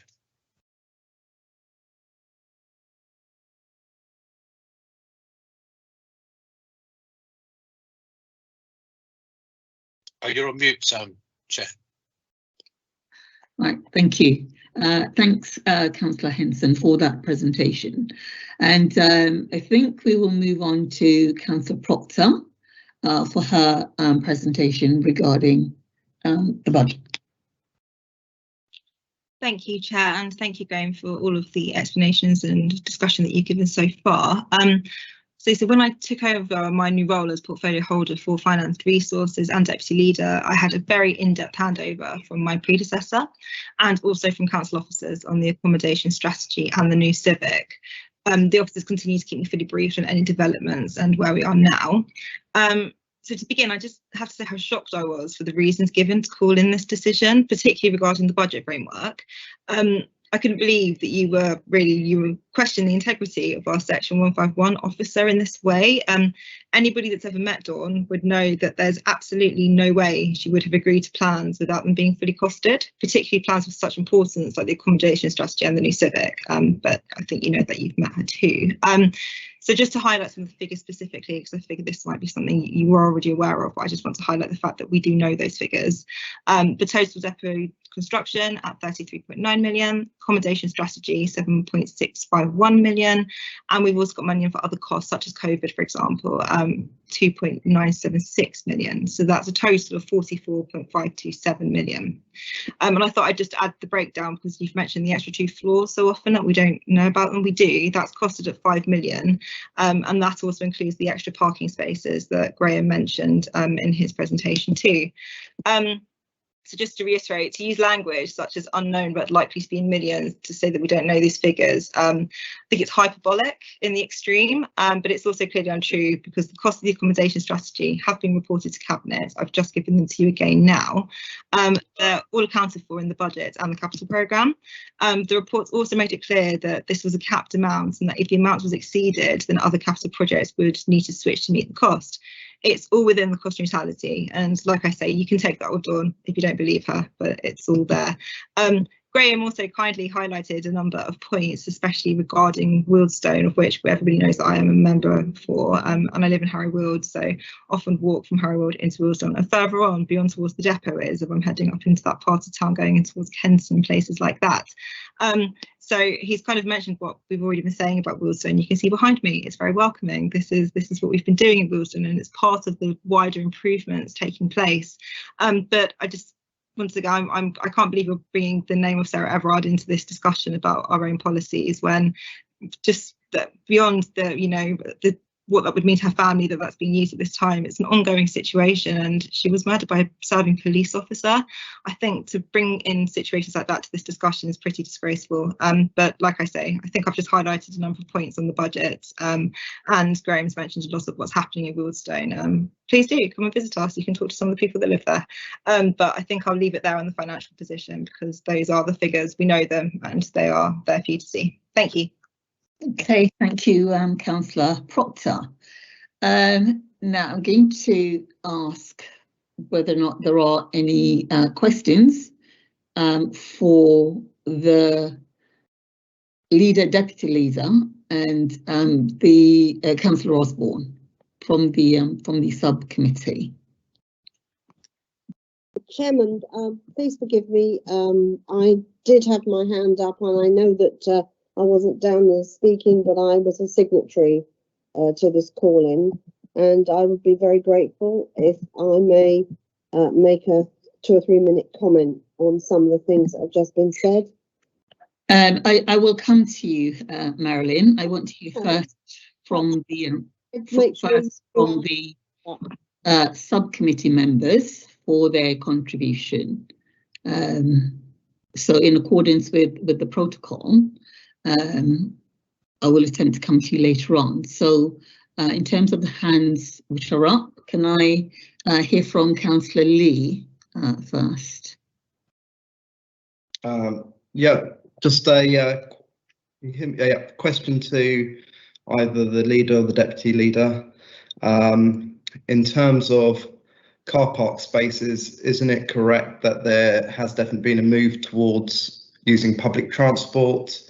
And also in terms of the flexible working, you know, if we're going to 50% or whatever percent, you're going to see a reduction in the amount of staff wanting to go to the civic centre anyway, and also with all the online meetings that you can have and forms and etc., the less of a need for the members of the public to actually go physically to a civic centre by car. And I think there's been a lot of improvements also on the public transport network to make it easier for people to travel around the borough. So wouldn't you say with all those kind of factors that there is less of a need for car park spacing as it once was in the past? Okay, and before you answer, can I just add to what Councillor Lee has just said? Perhaps we need to remind ourselves of the London plan and the aims of reducing the number of car parking spaces where public transport is readily available. I'm sure sort of Councillor Lee will remember the development just across the road from the boundaries, the Harrow boundary of Edgware, where a significant number of residential spaces are being built with only 3 car parking spaces, and that's in line with the London plan. So before we move on, that comment was for Councillor Henson and Councillor Proctor. So would you like to respond? I could pick up the first point. You are quite correct. The London plan and the development plans all talk about reduced parking across any developments. That's for the whole of London. There is improvements to speed up the bus routes as they go through, and the environmental bills that's going through, as well as some of the other planning legislation, encourages people. When I say encourage, it's quite it's getting more forceful around modal shift into using public transport and other forms of transport. So the reliance on parking across the whole of London is changing. Okay, thank you. Can I come in on that as well, please, Chair? Yes, Councillor Osborne. I think it's worth noting that the purpose of calling is not to take a view on the merits or otherwise of the decision. It's to look at the way in which the decision was made. And what I tried to say repeatedly in my presentation is there is no evidence presented in the report on the demand for parking spaces, on the public transport options for staff. There's been no evidence of that. It's all very well asserting that public transport has got better or that there are all of these other options available. Until you actually look at where members of staff are travelling from, you don't know how much it will affect them. And specifically on the equalities point of view, how many disabled staff have an option of public transport set against how many are required to be able to drive in order to come to work. And I don't know if this is right or not. The point I'm trying to make in this is there is no evidence in this report to support that. There has also been no consultation with staff setting out whether or not they would be comfortable with other alternative routes to travel. And were those things to be there, I wouldn't have grounds to put it in. Okay, thank you, Councillor Osborne. The next person to have their hand up is Councillor Stevenson. No, Councillor Greek. Sorry, Councillor Greek, you're first. Thank you very much, Chair. Sorry, just to comment on the request for Councillor Ashton to speak. I would say that as we've had 2 speakers from the administration, I think it's probably only fair to have another speaker from the call-in petitioners. Obviously at your discretion as to when that should be, but I think in principle that should be acceptable. I did want to have a number of issues, but the first question I wanted to raise was in regard to the issue that's been raised about the safety of staff and councillors and indeed members of the public leaving the new civic centre if they've not been able to get a parking space. That was an issue raised at Scrutiny of that safety issue. So it's not, it's not a trivial issue. And I wanted to ask, what's been the impact on particularly on protected characteristics from an equalities angle, as to the safety of staff with particular protected characteristics having to leave the civic centre potentially late at night, potentially 10, 11 o'clock, sometimes even 12 o'clock or later at night, in terms of that consideration. Okay, thank you, Councillor Greek. And just a reminder, I will come to Councillor Ashton. So in terms of Councillor Greek's question relating to safety of staff and protected characteristics of safety, do we have a response from either? I can answer it. I can answer it, Chair. We have got an out-of-hours working policy for some staff anyway that does a risk assessment of how they get to a place and how they get home. We've got the lone worker policy as well, which is also for consideration. As I said earlier, the policies are under review to capture sort of the changes in legislation, but also to train officers so they can do proper assessments about people working in buildings. They are already undertaken. We had them when we had previous council meetings, that if necessary we'd have to pay for the person to get home, or other arrangements are made. So it's not like we leave a person sitting out in the middle of nowhere in a building, and that's what any reasonable employer would do and does. I mean, yeah, I mean, thank you. Obviously, the difference between the situation now and the situation we would have in the new Civic is that because of the parking situation, there would be fewer. There'll be likely to be more people needing to leave the Civic Centre on foot late at night than there otherwise would have been. So, I wasn't able to see where that was being addressed, particularly in terms of protected characteristics. So, when is that going to be revised? And if it has, say, an implication such as paying for anybody that needs it, which could be potentially a large number of people, to paying for them a cab home or something like that. Where would the financial implication of that be picked up? Okay. I can answer this question of scrutiny, Stephen. Okay. They're putting in 40 extra car parking spaces in the civic centre. There's only 4 or 5 council meetings a year when 55 councillors will turn up to it. Other times there's far fewer than that attending. And it also takes away from the point that pre-COVID times, there was large numbers of staff would leave late at night and get on the bus out along the road or get the train home. So it's no difference to what's currently in place. I mean, I mean, if you've got 40 spaces and you've got 55 councillors in the building, plus officers, plus members of the public, you very quickly get to fairly large numbers of people leaving the building late at night on foot, that might otherwise have wanted to drive under the current layout of the current civic centre. So you've got a large number of people. I mean, it may be 5 to 6 times a year, there may be extra meetings or whatever, but it doesn't seem like there's a great level of detail as to exactly how this is going to be addressed. And it was raised at scrutiny, but as I recall, there didn't seem to be very much in terms of information as to how the safety of those people walking on foot, into Wealdstone late at night was going to be addressed, especially in relation to recent events that have caused anxiety. Okay, thank you, Councillor Greek. Right, okay, so thank you for that comment.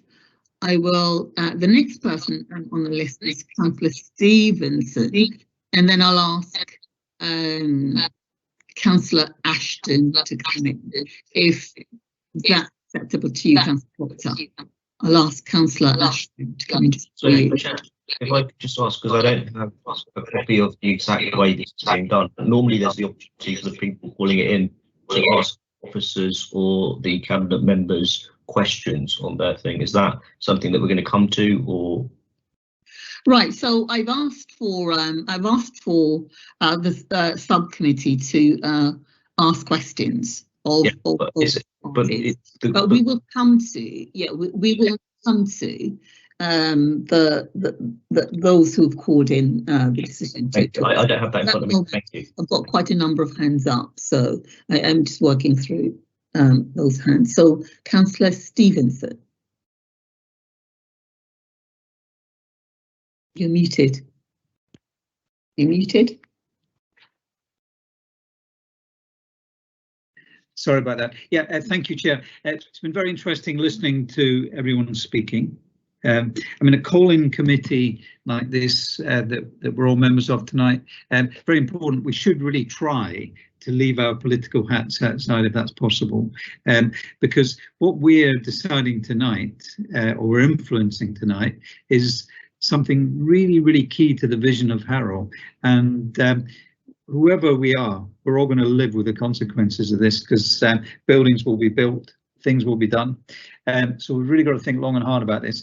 And I think the idea in the ideas in the accommodation strategy and the Harrow New Civic Centre, there's some brilliant stuff in there in reality.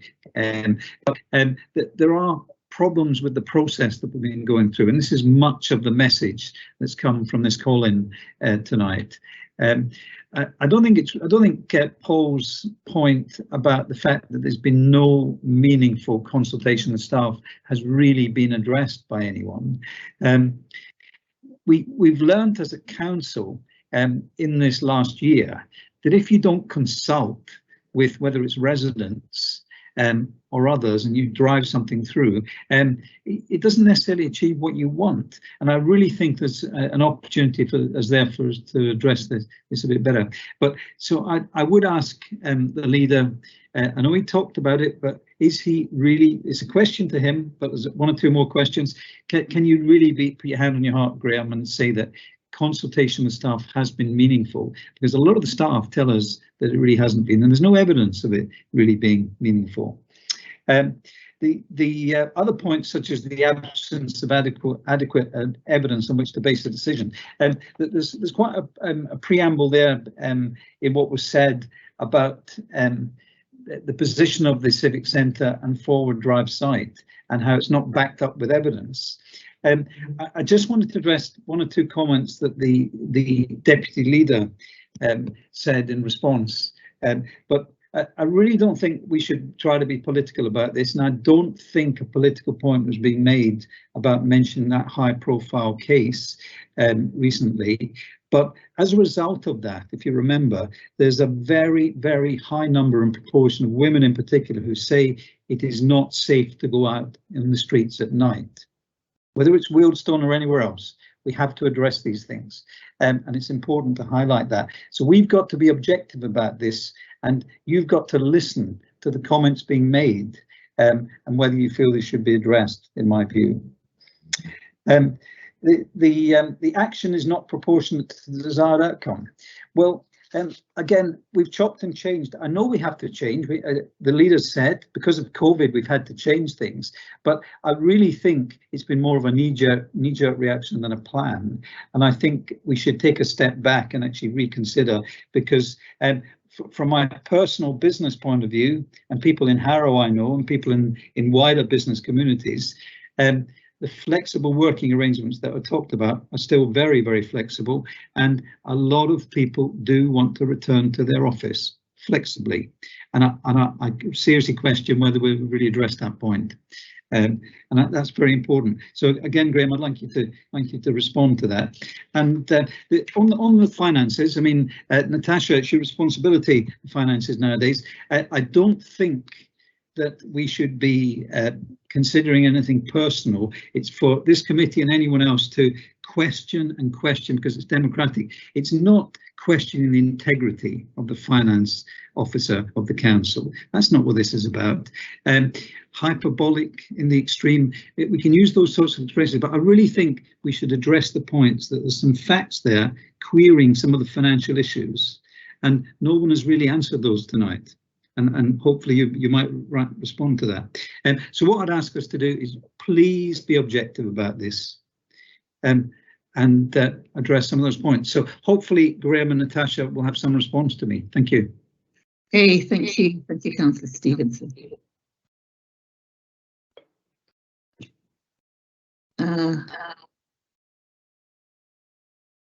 Would you like, either of you like to respond at this point, or?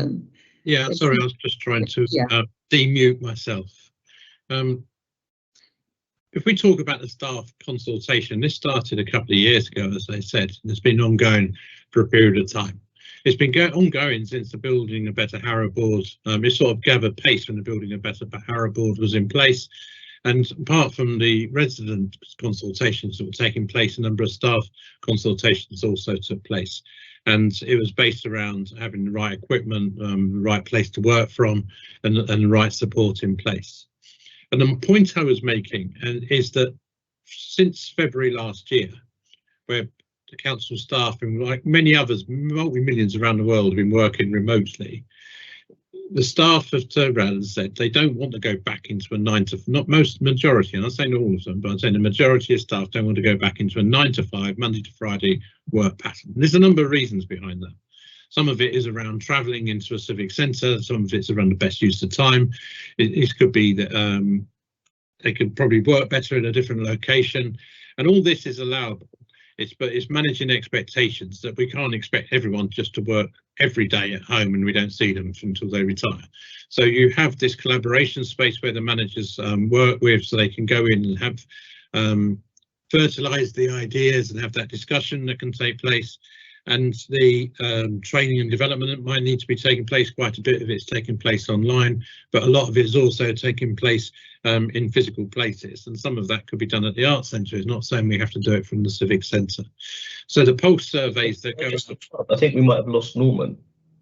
Did he just disappear? I'm just conscious that, you know, he should be here to hear the arguments. Yeah, Norman. Still back. I was out for a second. Okay, sorry to interrupt. Sorry, thank you. Are you back now, Norman? I am back, and I am listening avidly. Thank you. I didn't miss anything of significance, I don't think. I might have done.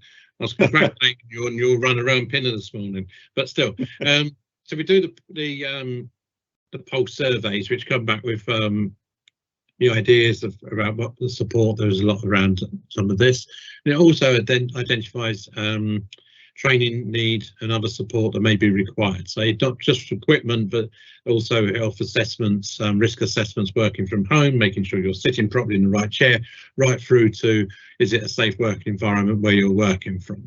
Now, if you've got an expensive piece of equipment, you don't want to be sitting somewhere that is that's open with sensitive data. You don't want to be in a place where that data can be accessed. So it's where you choose where to do that from. And those assessments are being done with the managers to making sure that that is being picked up, and the people who are who do struggle to work from home. There are a couple of people who do say that. There's always room for people into the new civic centre. So when we're saying 2 or 3 days working remotely and 2 or 3 days working within the civic centre, it might be they only go in 1 day a week. some time up with meetings, and other people might go in 4 or 5 days a week. So it is quite a flexible arrangement. That's got to be pre-organised with the manager being managing it properly through their teams. This was discussed as part of the original cabinet report, and we did say this also at the cabinet meeting the other day. So we have thought about it. It has been widely in the public domain, well, staffing domain, and it comes through the staff emails. The reason we're talking about safety, we do talk about Sarah adults. I talk about Viva Henry and Nicole Smallman as well, who are sitting in a park, minding their own business and get attacked. You know, and there's a lot of people who go out, and when we go out, we don't sort of think how close we got to drive and park outside somewhere. And you know, you do an assessment of where you're going to, or most people do. And I was saying to the earlier question from Stephen, the staff and the managers do undertake risk assessments if people are working remotely. And there's quite, and if you, we're not going to go into detail, but if you go through some of the adult social care cases, they say on there that you don't go on your own, or you meet up with someone and go in pairs, or you make other arrangements. But the crux of it all is the thing that staff do come back about is about flexible working. And it's not something we just dreamt up about coming to a cabinet and trying to make a deal in the civic centre. It's identifying that most people want to work more flexibly in a modern environment. And that's not just the council. The council's so far behind on this. Most businesses are so far advanced where they are and how they arrange meetings and how they work collaboratively with each other. But it is this fact that most people do want to be able to work in a more flexible way. And when using all that analysis, it's saying that they need to go in to speak to people, and that is how we come up with the 2 or 3 days a week. But it's down to the line manager to arrange those sort of teams meetings. I went into mobile and flexible working back in 1996. The council's quite far behind on that, and I'm not that old really, but it is. The staff always comment about how far, you know, this rigid 9 to 5 and accessibility. We've gone beyond that. We've had most of our teams working 24-hour operations for the last 18 months, and quite a few people have come back and said they wouldn't mind having the afternoon off with their children and then picking that time up later in the day. And the only way you can do that is through mobile and flexible working. Can I just quickly ask, Graham, can you put your hand on your heart that there's been a meaningful consultation with the staff?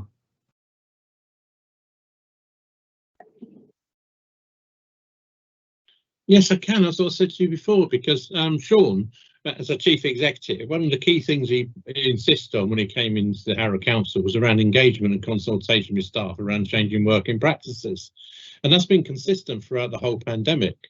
I've joined a lot of these calls. It's not just a COVID update and things like that. This is also about ways of working and how you get support going through, right through to do we need to renegotiate the support health support contracts that are in place to get people through any sort of short-term health issues. But it's all in there that they've come back. There is, as I said, there is a few who don't like working at home but like working remotely, but the majority do want to work on a more flexible arrangement. Can I come back on that, because, you know, I'd like just the opportunity to respond.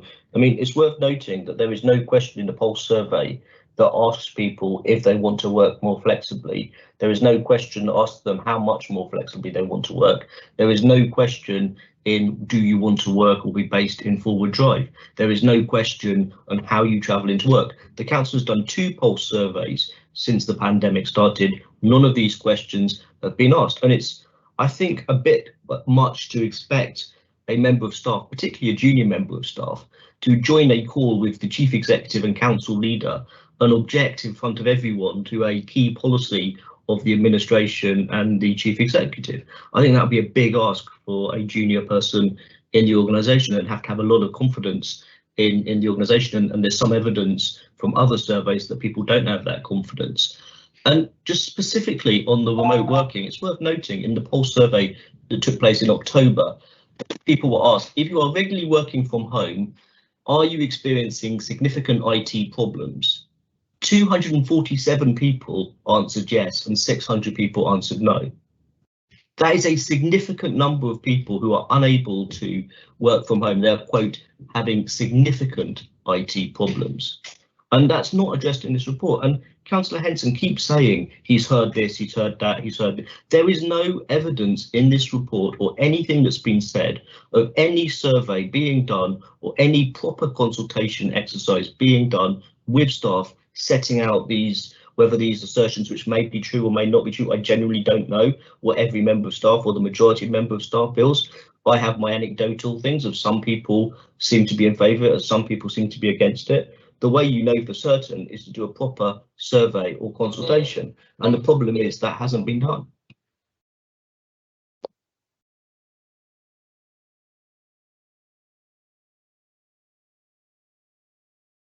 You're on mute, Angela. Okay, thank you. I said thank you for that contribution, Councillor Osborne, and I was well, I just said that sort of I noted that Graham mentioned earlier on about the significant investment in IT. Perhaps we can talk a little bit more about that later on, but I'd like to move on now because there are quite a number of hands up. So I'm going to hand over now to Councillor Marilyn Ashton. Councillor Ashton. Yes, thank you very much, Chair, and I appreciate your letting me speak. I'm very grateful to you. I think the crux of the matter is this, that we've got to make sure that we stick to discussing, and obviously I'm a signatory to this call-in, what we're actually saying has gone wrong here, and the lack of evidence and those things. That's what this is about. What this is not about is whether or not we ever go to Wealdstone. As it so happens, I spend a lot of time in Wealdstone, and particularly trying to help people who can't get their own councillors do anything for them, actually, on lots of Facebook groups with all sorts of problems. So I really found it rather upsetting that Councillor Proctor decided to turn this into rather a political thing. It was unnecessary, and nor would anybody ever impugn the character of Dawn. I've known Dawn for years and she's a good officer, and that is outrageous to suggest that anyone would do that. But what I wanted to talk about, because I've got my planning committee hat on, is that I think it's important that we don't misdirect ourselves on the significance of the London plan and the planning policies therein. You know, first of all, it has to be said that we are applying to ourselves for planning permission. Now, that's not to say that we're going to do something balmy like come up with 500 parking spaces, like that was something stupid that we have now, 400 and something parking spaces. In a modern day context, we need a lot less parking than we've got now. It's ludicrous, that amount of parking. But I think the point has been made, and it's a valid point, that if the site that we've chosen wish to put this rather small and rather expensive for what it is town hall can only support 40 parking spaces, then maybe the site is too constrained in the first place. And I think that the point of this call-in is to say that we don't believe that enough evidence has been gathered, that there's enough consideration given to the safety of our members. And in actual fact, you know, we do have meetings in the evening. And, you know, it's not because, as Councillor Proctor was trying to say, we're all trying to do Wealdstone down. That's nonsense. I wouldn't go walking around in Stanmore on my own at night. You know, unfortunately, the world is not as safe as it used to be, particularly for women. And it's nobody is suggesting that it's just particularly Wealdstone that's the problem. It's ludicrous to say that. But I think that from our perspective, if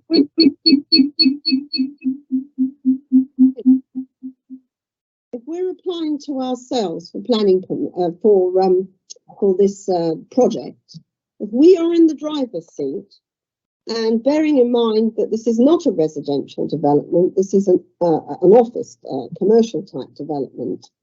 If we wanted to have a decent number of, not a lot, but a decent number of parking spaces so that our councillors and officers can, particularly when meetings go on till late at night, can safely get to their meeting and park their car nearby. I mean, that would be something that we could choose to do. And the point of this call-in is we just haven't got enough evidence to suggest that enough thought has been given to it, because we're in the driver's seat. So it is wrong to hide behind policies in the London plan that wouldn't be applicable under these circumstances anyway, and that we are in the driver's seat, if you pardon the pun. We're the ones that can decide our future. And this call-in is all about that we've not, in our view, got enough evidence.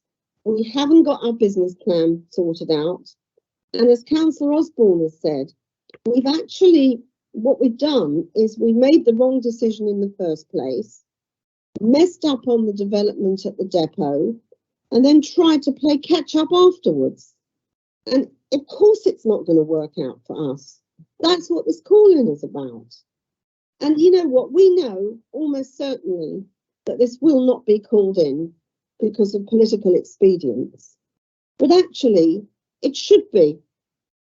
And anybody listening to this will understand that if it isn't, there is something even more wrong with the way that this council is being run. Thank you, Chairman. Okay, thank you, Councillor Ashton. I'm going to move on now to Councillor Proctor. Thank you for your patience, Natasha.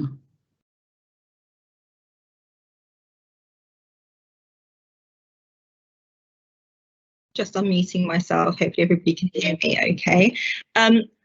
There have been quite a few different comments made over the last few, so I'll try and keep up from where Norman started at the beginning. Thank you, Councillor Stevenson. In terms of the finances and knowing the figures and things like that, I think I did run through the numbers when I made my first initial discussion points.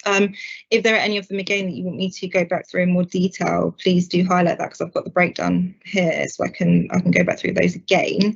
In terms of other points that have been raised during this, I think not just the poll surveys, but there's been other engagement forms with staff as well to try and find out what people most want, what they want for the future of working in Harrow, and how they would like to see Harrow Borough become more of a modern, outward-looking organisation rather than the way that we always have worked in the past. Again, and I know people have mentioned anecdotal evidence, and just for my kind of 2 pence worth, there's somebody that's grown up in Harrow Weald, but obviously I spend a lot of time in Wealdstone, mostly getting to and from work from the train station. We've never had a car. My mum raised me and my brother on her own without a car. So again, I've been used to not driving to places. I've always got the bus, so maybe that's why for me it's and a lot of my friends as well that from Central Harrow went to school in Pinner or Hatch End, they got the bus to and from school. So it's kind of, I think, the awareness, and that's again on our part. It's the work that's already begun, but again it's making people aware of what is available. And again, that's why Wealdstone is so lucky. I know compared to some parts of the borough, we've got multiple bus routes that run along the high street, but there is at least one bus that goes on the high street that gets to other parts of the borough. You hardly ever have to swap buses to get somewhere from Wealdstone, basically. And again, that fits in with the fact that I am a young woman in Harrow, and I understand all the points being raised about safety. I'm aware of my own safety as well, but I think it's a case of, I think Harrow again is the safest borough in London in the most recent statistics. No, we go head to head with a couple of other boroughs, but at the moment I think technically we're the safest again. And it's a case of, for me and a lot of my friends growing up, it's working, you tell people when you're going, where you're going and things like that. It's being mindful of your own safety, but you should be able to walk home from work no matter what time of day it is. And I think the local safety measures that have been put in, especially in Wealdstone, of which we work very closely with the safer neighbourhood teams, have made huge strides. And I think kind of making people feel scared when they should be mindful, but I think trying to scare people into thinking they can't walk home from work or get the bus home from work, where all of the bus drivers in London are trained on safety measures and to hear a call if it gets raised and so on and so forth. I think measures are in place, and it isn't, we shouldn't be negating that. And equally again as well, I am one of the members of staff that has got a disability, and for me I still don't have a car, but it's a case of I've always got the bus. And for me, flexible working is such a huge factor. I left a job previously because I had to have flexible working. At the moment, for example, in this hot weather, it's not great for me in a lot of ways. And so having that option was so important that I changed jobs to work somewhere that had it, and I couldn't carry on working there without the option to work from home. We're doing that too. And again, for the people that do need to be in the office or want to be in the office in the Civic, as was already been said by a number of people on this call, that choice is there, but the choice is also there for people to work flexibly. So it's, you know, that's a different matter. Even the modernisation of flexible futures is separate to the accommodation strategy anyway, has to be said, even though they are related. But again, the polls are only one way that the staff have been engaged with and reached out to. So I think that's obviously not going to stop, it's going to continue. And all the direction, I agree with Graham, it's the way that things should be going, and it's the future of work. Thank you. Okay, right, thank you very much for that contribution, Councillor Proctor. Moving on very quickly now to Councillor Anderson. I am aware that sort of the time is moving on, so Councillor Anderson.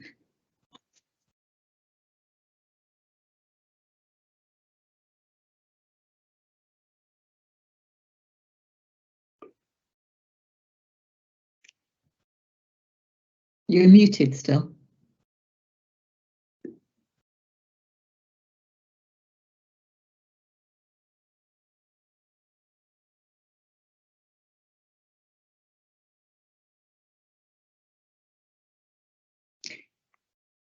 You're muted, Dan, and we can't hear anything.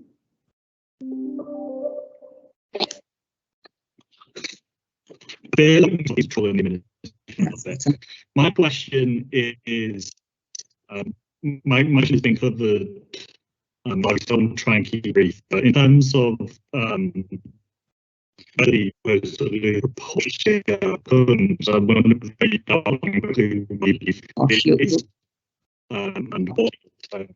your voice is lagging. Having hearing you.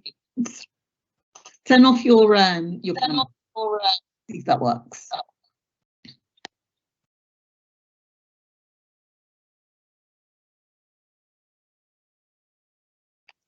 Graham, can you please outline why it is a proportionate plan to the desired outcomes, and what the alternative would be?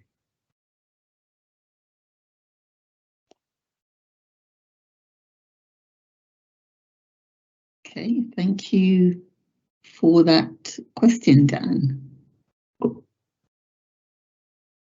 Shall I answer that one, Chair? And some other points that made as we've gone through. I think what we have to remember that the Cabinet report and the decision is not about whether the Civic Centre should be in Willstone or not. It's whether we build a smaller Civic Centre that's commensurate with the needs of what we of the council. Is utilising the office space in Forward Drive, and it's using the money saved from building a smaller civic centre to build affordable housing, and also use some of the capital that would be freed up to make improvements around the infrastructure on across Harrow. But what we've got to remember, and I think we're losing, people are making big statements, and we need to bring it back to what the decision really is. Because the alternative that was considered was you build the civic centre to the scale and size previously envisaged, and let the space out to the private sector because we wouldn't use it. However, that's why I mentioned the Avison Young reports earlier on. But because their reports from pre-COVID times have now changed, and all the things we've seen before. So they were optimistic about the lettings market in pre-COVID times, and the world has changed. And that's what we're trying to say, that more people want to work remotely and more flexibly. And in their updated reports that's attached to the Cabinet report, they are clear that COVID has damaged the lettings market, making speculative office investment high risk for the council. Their earlier view was in any event significantly based on public sector take-up, which is unlikely to materialise post-COVID, as more and more people move to mobile, more flexible working and different approaches to working. So the options available to Cabinet is we build a golden palace that no one's going to use, or very rarely used. I think it's been said we've got 5 meetings a year when 55 people are turned up at night. And we can turn that into a space that is community-based, can use councillor-based in there, and then we can get the affordable housing. So we have these 2 choices, and that's the decision that Cabinet went through. The data and the supporting evidence is in the other reports. They're all attached to the Cabinet report. Some of them are part 2, so I'm not going to go into them now. But they're in the assessments that came back through the bidder process of what is available and what is not available, and what would make planning permission and what would not. What we cannot do, because it'd be totally outside the London plan, is build a massive big car park. Thank you. Thank I you. hope that's up to the points made and Dan's question. Sorry, can I just add, because I don't think anyone's suggesting we build a massive car park. What I'm trying to argue is there's no evidence at all on what the parking need is, and particularly when it comes to the equality side of things. Okay, Councillor Osborne, I have a number of people ahead of you. You'll get an opportunity to respond in a moment. Can I go to Councillor Lee now, please? Yeah, I've got 2 interlinked questions. Roughly how much is the saving that has been made? I know it's only estimate from having the smaller sites at Wildstone and the larger one at Ford Drive. And is there actually any reduction in face-to-face opportunities with officers and the public by having this smaller site in Wildstone? Okay, thank you, Councillor Lee. Perhaps we might want to come back on the savings, or Natasha. I think there is data in there about. So we'll come back to that, or are you in a position to answer that now? Councillor Proctor, you're muted.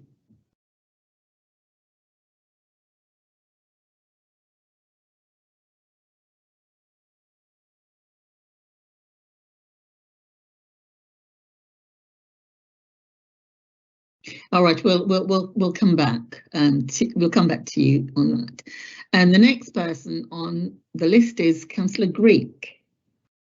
Thank you very much, Chair. How do the costs of the accommodation strategy, particularly the cost of the Forward Drive development, how does that compare to the capital budget agreed at Council in February?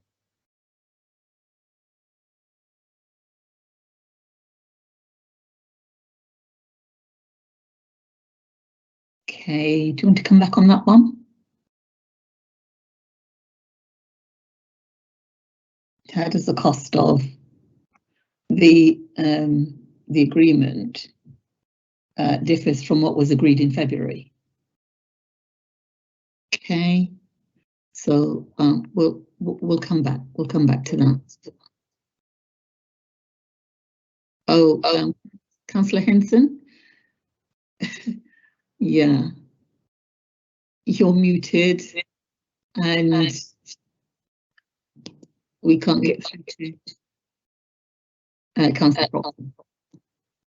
Okay, we'll come back. We'll come back to those. Sorry, Chair. I've managed to demute myself.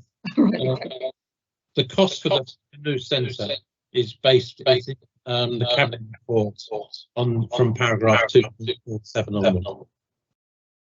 Okay.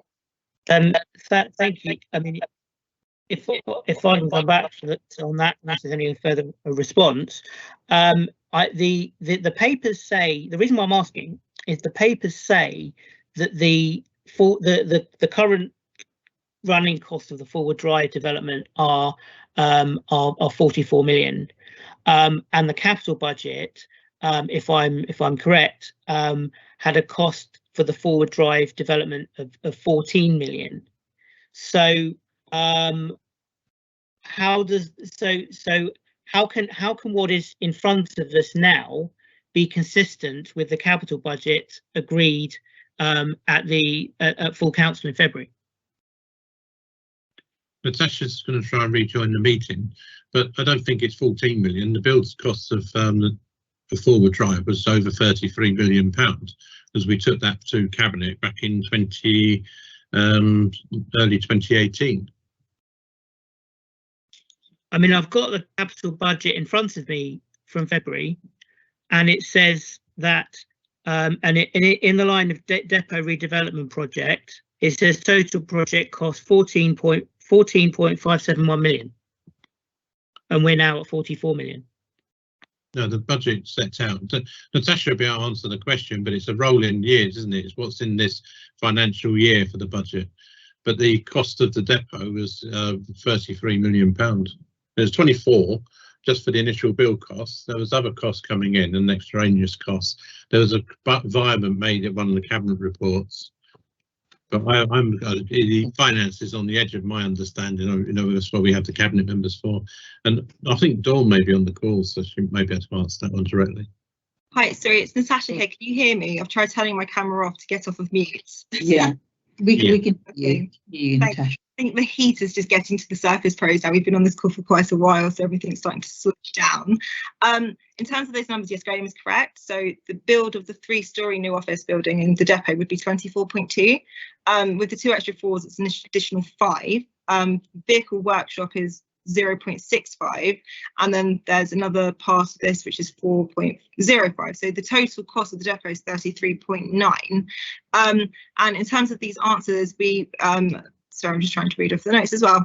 In terms of the running budget, Graham says yes, they're done in 1 year and then following on again. But again, I think Dawn is on the call, and so she would be happy to answer those questions too.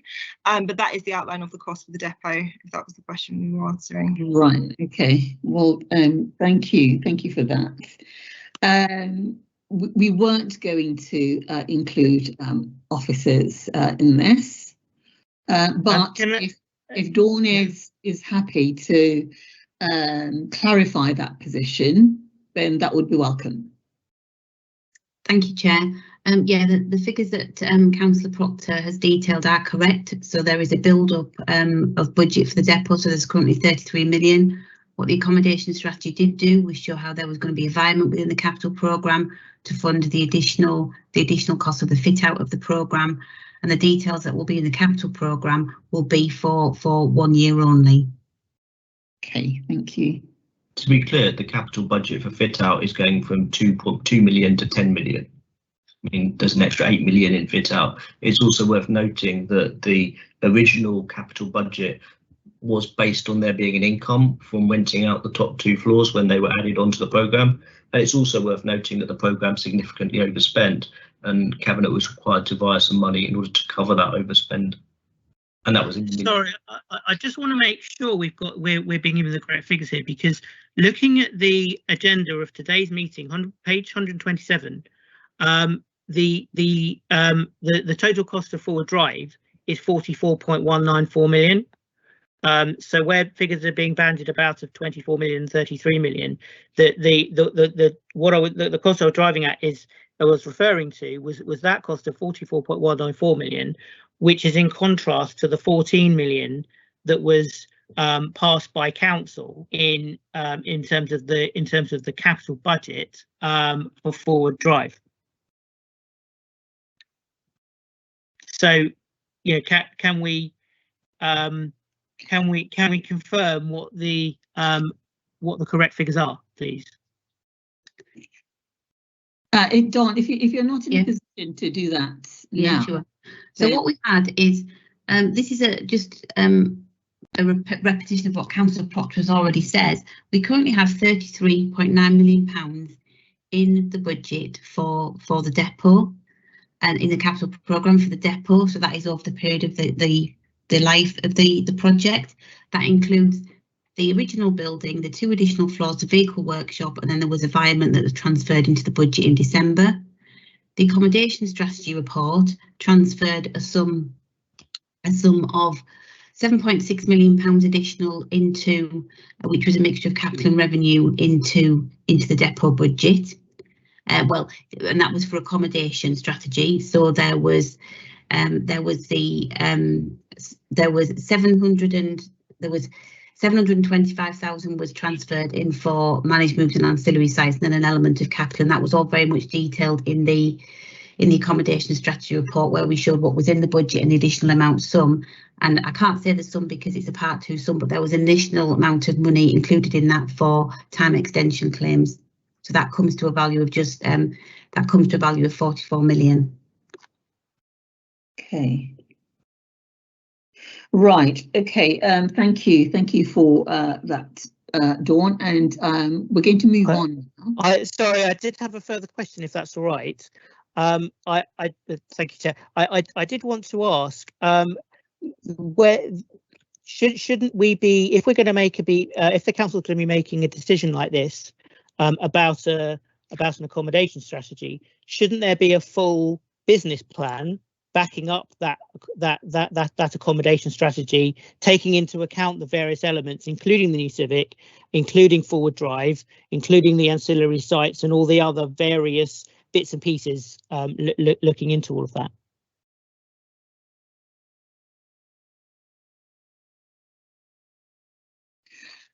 Okay, thank you for that, Councillor Greek. So the information that has been presented consistently sort of refers to the business plan as in progress. But I think sort of Councillor Julian Wayne is working on the business plan, and I do agree we need to know where we are with that business plan, and the sooner we can have a clear business plan of where we're heading, that's going to be helpful. So I'm not sure if Julian wants to come in on that at this stage. Otherwise, we will move on to Councillor Anjana Patel. Well, Chair, sorry, just very briefly, if I may, and I am conscious that you weren't bringing officers in, but just to be very clear, and I have said this on a number of occasions, and if there has along the way been any confusion, then I apologise for that, but crystal clear that the references I have made to the business plan relate to the business plan for the HSDP, which will be coming in the Cabinet report and the formal scrutiny report shortly. As to promises to a business plan, that is what we're referring to. Certainly there is in existence documents relating to the accommodation strategy, and no doubt an overall plan against which that can be monitored, can be pulled together. But the business plan that I have been referring to consistently relates to the HSDP business plan. Thank you, Chair. Right. Thank you. So is that a confirmation that we're not going to get a business plan for the entire accommodation strategy, encompassing not just the new civic but forward drive and all the other elements to it, that we're not going to get that business plan? Is that correct? I will take instructions on whether that comes out. As you know, there is still issues that by your own reference do need to be completed. So I will take instructions on whether a further business plan is to be produced on that. But certainly the references that have been made to the business plans relate to the HSDP, and that's very clear. Okay, so there are documents in place from which the business plan can be drawn. Sorry, Chair. That inference you just made is incorrect, because we've just had confirmation that a business plan does not exist. So I don't think you can just interpret the response that we've had from the officer. What I said was, and based on sort of Julian's information, that there is various documents out there from which the information for the business plan can be sort of drawn together. I didn't say that. I think we just had confirmation that they're not, that those documents do not exist. So I don't think we can just say that they do exist when they don't. Right. Okay. I think it's very important to be clear about that. So if Julian Wayne sort of agrees with what you've just said, then we will sort of have to look at what we need to do to get the business plan in order.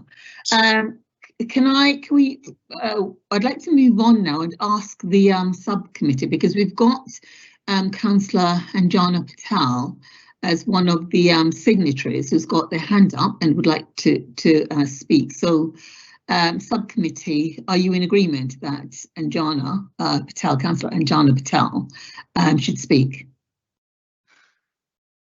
Yes. Chair. Stevenson, Greek, Lee? Yes. Anderson? So Lee and Anderson. I need confirmation from you whether or not we should allow Councillor Anjana Patel to speak. Both Councillors Greek and Stevenson agree. We hear from Councillor Lee and Councillor Anderson. Agree. Okay. Right, okay. Thank you for that. Thank you, Chair, for allowing me to speak, and thanks to the committee to letting me speak. And I'm one of the signatories to this. Listening to Julian had to say, can you hear me properly? Because yes, we can hear you. I've just got loads of feedback. Can some more people shut their cameras off, please? So I just say thank you to Chair and thank you to the committee for letting me speak. After listening to Julian just now, I'm even more concerned about the whole project, about how this is going to happen and where the cost is going to be and where all these places are going to be. So that's something that I just picked up, and it was something that I wanted to ask, but I think Stephen has already asked. But what I would like to know is that it is not about how Councillor Proctor feel about it or how Councillor Henson know about it. It is about evidence, and it is about everyone feeling how they feel about going to those council meetings and coming out late at night. What I would like to know from this calling committee to find out is that, is there an evidence, is there a consultation taken place, and evidence from the staff and from the members, because I haven't been consulted about it, and that is also after COVID, that this is what they feel, that it is safe, it is okay for them to work from that place after certain hour of time in the evening. And it doesn't matter how many meetings we have, whether we have one meeting in a year or whether we have 5 meetings in a year. And maybe an incident, when it takes place, it only takes one incident to take place. So that's how I would look at it. I also would like to know from the chairman, not from the chairman, from the leader of the council, is that we don't want to hear about, and how this is and how it has been. We want evidence of everything. We want consultation results about what is happening. Now that this project has been delayed for so long, what is a rush in passing this accommodation strategy? Why can't we wait until we actually get a clear picture about everything what has been mentioned by Councillor Osborne, Councillor Ashton, Stephen Greek, and especially Norman Stevens. Councillor Stevenson has actually raised a very good point. And this is definitely not about scoring politics. I know you're fed up, Chairman, but I need to speak because I think this is a very important issue that needs to be addressed. And once it is done, it cannot be undone. So it is very important that we get this right. And this is, at the end of the day, a civic centre we are talking about, which is not the original civic centre that I saw the presentation from Paul Walker. It has completely changed, and it has changed for worse. So I think, and it also is not the same. Wanted Willstone to be developed, that's what we wanted. And this is not what it is going to do either, that it is going to enhance Willstone area.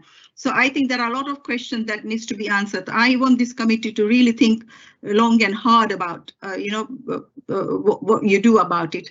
And I think that it can be delayed for a little bit longer, get it right, then get it wrong. Thank you. Okay, thank you, Councillor Patel. in all of what you said, quite a lot has been covered previously in regards to safety, and we also need to recognise that the situation is now quite fluid because we've undergone some big changes to the way in which society operates. So what was acceptable 5-10 years ago may not be appropriate now. So I don't know if either Councillor Henson or Councillor Proctor want to come in on that. Otherwise, I will move on to Councillor Osborne, and then I think Councillor Lee also has his hand up. Okay. Okay, so Councillor Osborne. Thank you. I just wanted to try and set out some things. I think it's important that we are not arguing about whether or not this is a good idea. We are not arguing about where it should be. We are arguing about the process by which the decision was made. And I think it's been quite clear from the discussion. I've not heard anything to the contrary, that there has been no survey done of staff to ask this question as to whether or not they would like to move to forward drive. There's been no survey done of staff to ask them whether or not they would be happy to work 50% of the time from home. And let's be clear, the problem with this is we take away the office space, so there is no option anymore. Currently, we can have a flexible system where people can choose to work from home or to come into an office. With this new accommodation strategy, we take that capacity away.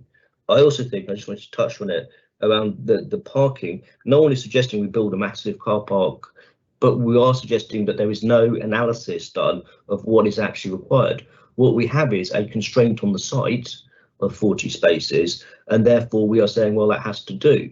And my view is under the Equalities Act, that doesn't have to do.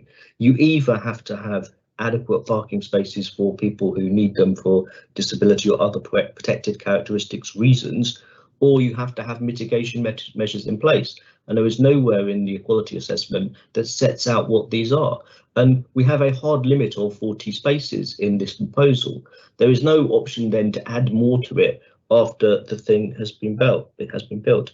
So to me, it's very clear from the confusion as well about the business plan. And just to try to touch on what Councillor Potter was saying, I'm not accusing and would never accuse the Section 151 officer of being anything other than professional or honest or straightforward in anything that she said or put forward.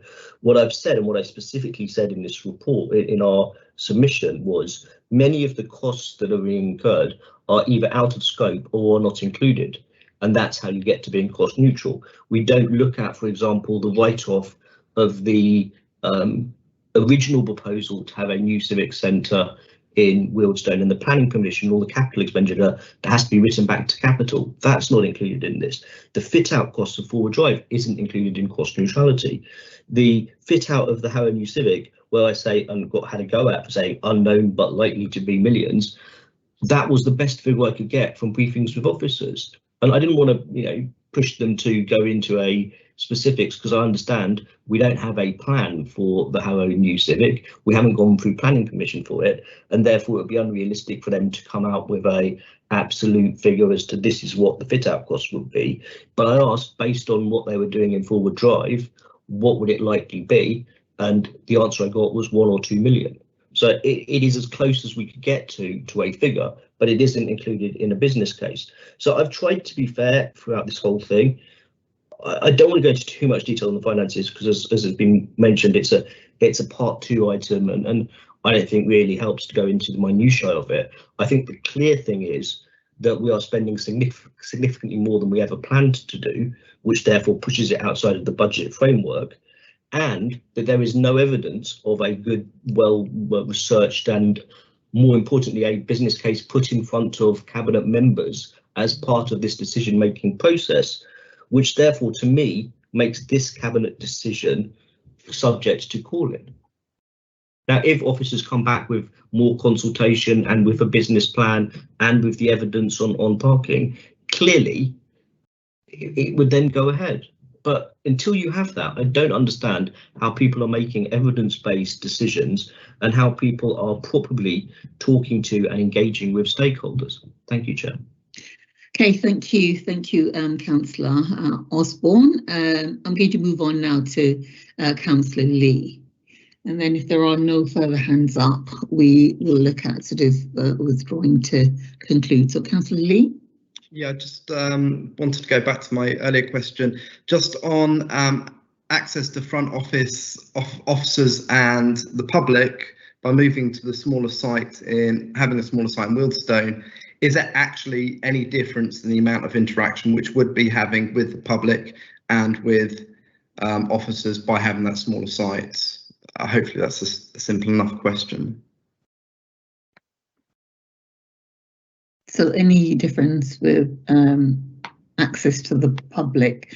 I hope Graham will be able to come in on that one, but my understanding, James, is that sort of they are going to be a number of satellite locations around the borough where residents will find it much easier to get in touch with officers and so on.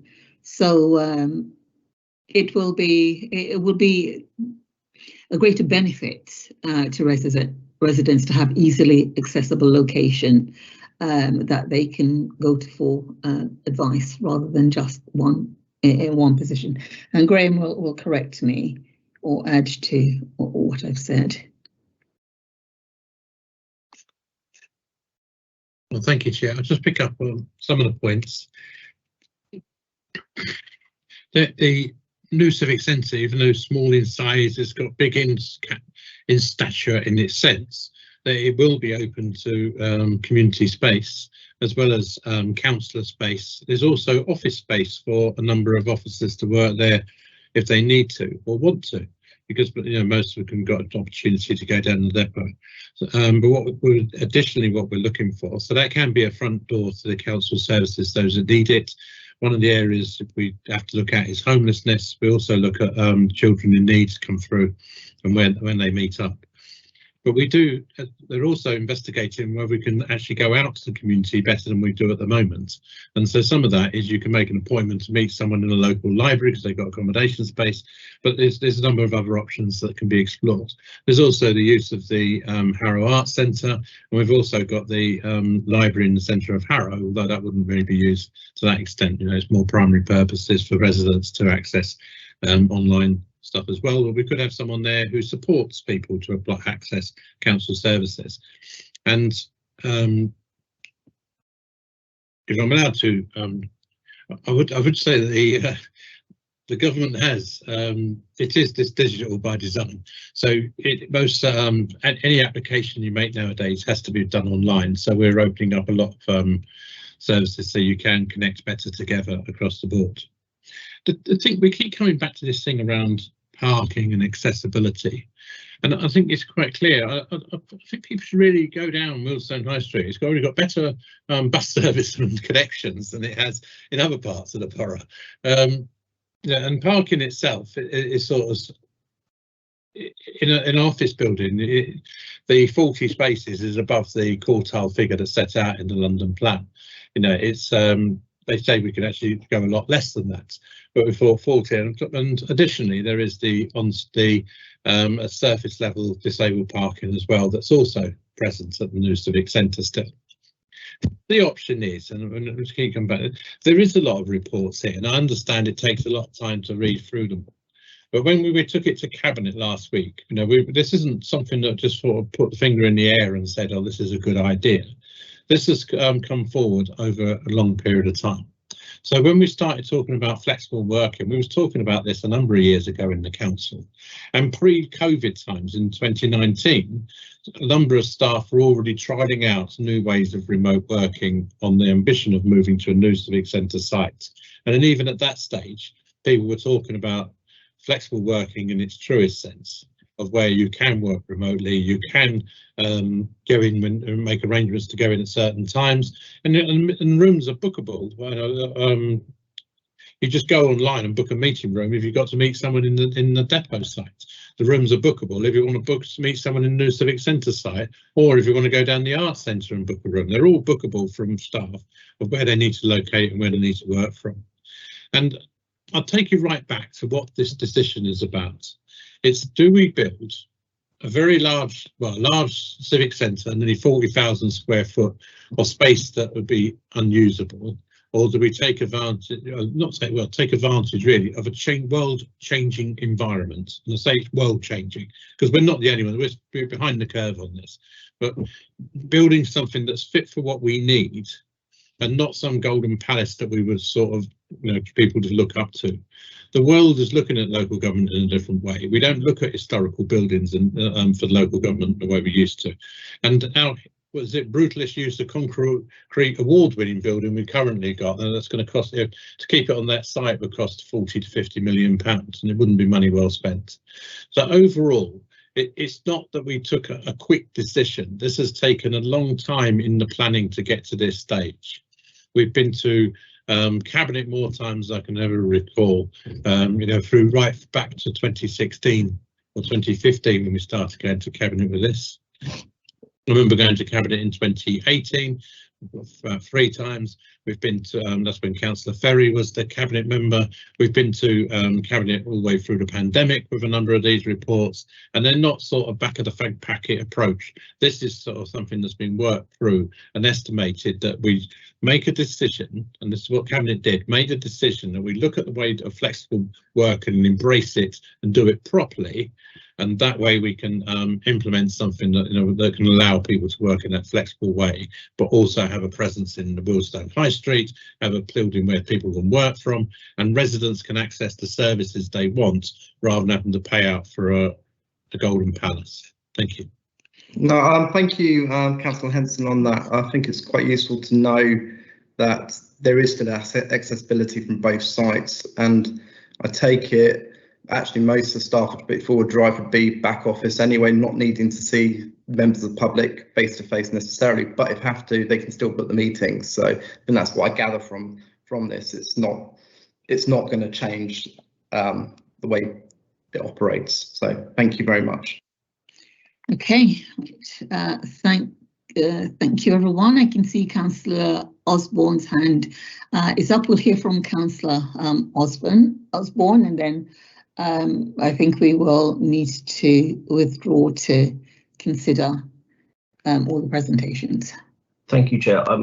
I did have quite a lot of questions, but given how long this has gone on for and given people's services are already overheating, I'll just ask one question, because I think the answer or lack of it will kind of make the point that asking many questions would. Could the leader or the deputy leader tell me what percentage of our staff will live within 1 hour by public transport of the new Forward Drive or Harrow New Civic Centre?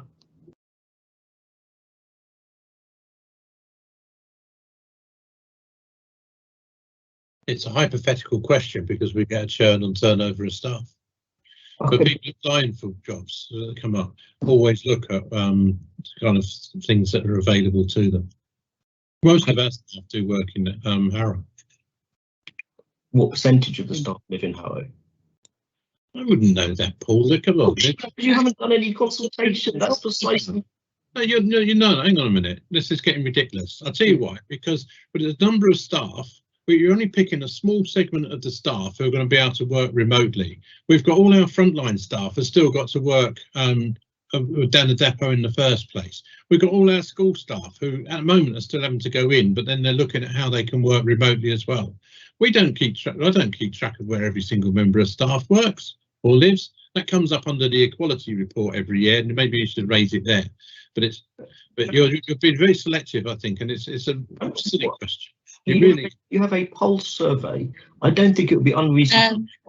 Okay. I think we've had quite a lot of discussions on sort of surveys and sort of how many people have been consulted and so on. And at this, if we sort of continue on this, we will be here for a significant amount of time. I think enough information has come to the fore which should help us to make a decision. I did say that Councillor Osborne's contribution was going to be the last one that I take. But I see Councillor Stevenson is desperate to make a point, so this will be the absolute last contribution before we withdraw. Councillor Stevenson. Thank you, Chair. Really just want to ask Graham for a couple of final comments. You talk about accessibility, and I think there are two key things. When I think of accessibility, it's actually access to services. So time and time again, we've heard tonight about digital and online services, and of course we know that's the way forward. But there are lots and lots of people in our borough who just cannot deal with computers, and of all sorts of ages, and their access is made very difficult. And also accessibility, if there's going to be a need for someone to actually go to Forward Drive, whether it's a member of staff or possibly a member of the public, if that was happening, it definitely is less accessible than Central Wealdstone, where the buses are good, and also the current Civic Centre. So they're not really accessible, and I think that these things, as well as Paul's point about where people live, are actually key in the research that should be done with a huge project like this. Thank you. Can I ask, Chair, if normally there'd be the opportunity for Graham to summarise his argument and me to summarise mine before you have your deliberation? Is that, or has that changed as part of the protocol? Right, it hasn't changed. There has been so many contributions, both from yourself and Councillor Henson. We will finish by asking each of you to summarise. I think Councillor Henson gets to go first this time. You can go first, Paul. Councillor Osborne, thank you. Okay, I mean, what I would say to the calling committee is we've tried to set out grounds that are set out in the Constitution as to why this should be called in. And what I would like to leave you with is a number of questions. Do you believe that there was adequate consultation with stakeholders for this decision, or do you believe the consultation was inadequate? I put it to you, based on the fact that we don't even know how many people would have to travel, and we could have asked a question of our staff and could travel if they weren't able to drive. That means we haven't done the consultation. We haven't asked the staff the basic questions. We haven't asked residents the basic questions. The other question is, or one of the other questions is there adequate evidence on which to base this decision? We've heard throughout this, there's been a lack of evidence presented by cabinet members and officers. Is there a potential human rights challenge? I put it to you that the equality assessment is woefully, the equality impact assessment is woefully lacking in its detail, and it's mitigating things for disabled people. Was the decision within the council's policy framework? I put it to you, it was not within the policy framework. There is no policy that covers this. The only policy there was talked about one main site in Wealdstone Town Centre. This is a departure from that.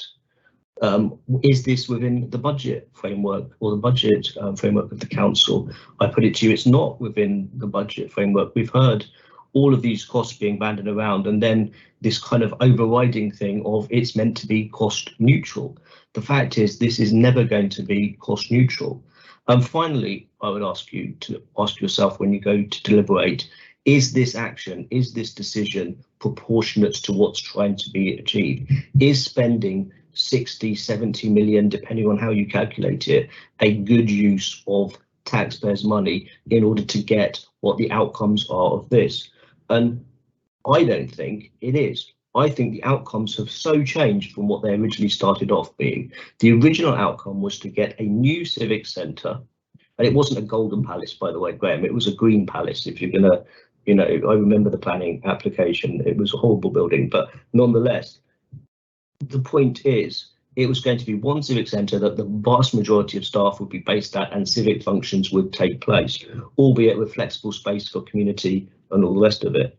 It was also going to significantly add to the regeneration of Wealdstone, particularly by having lots of council staff working in Wealdstone and therefore going out to do shopping and other things in Wealdstone, both during the day and in the evening after work.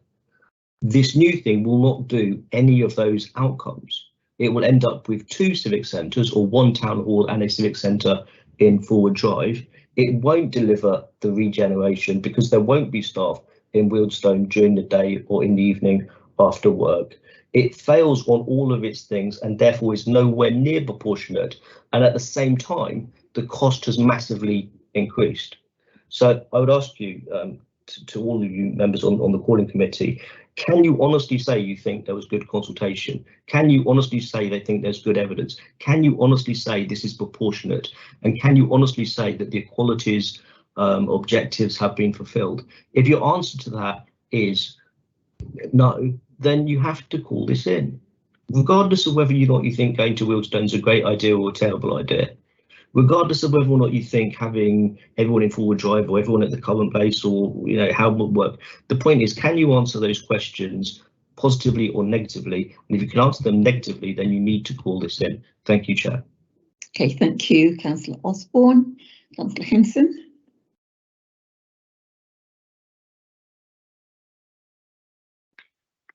It has been a long debate, probably one of the longest ones we've had on a call-in.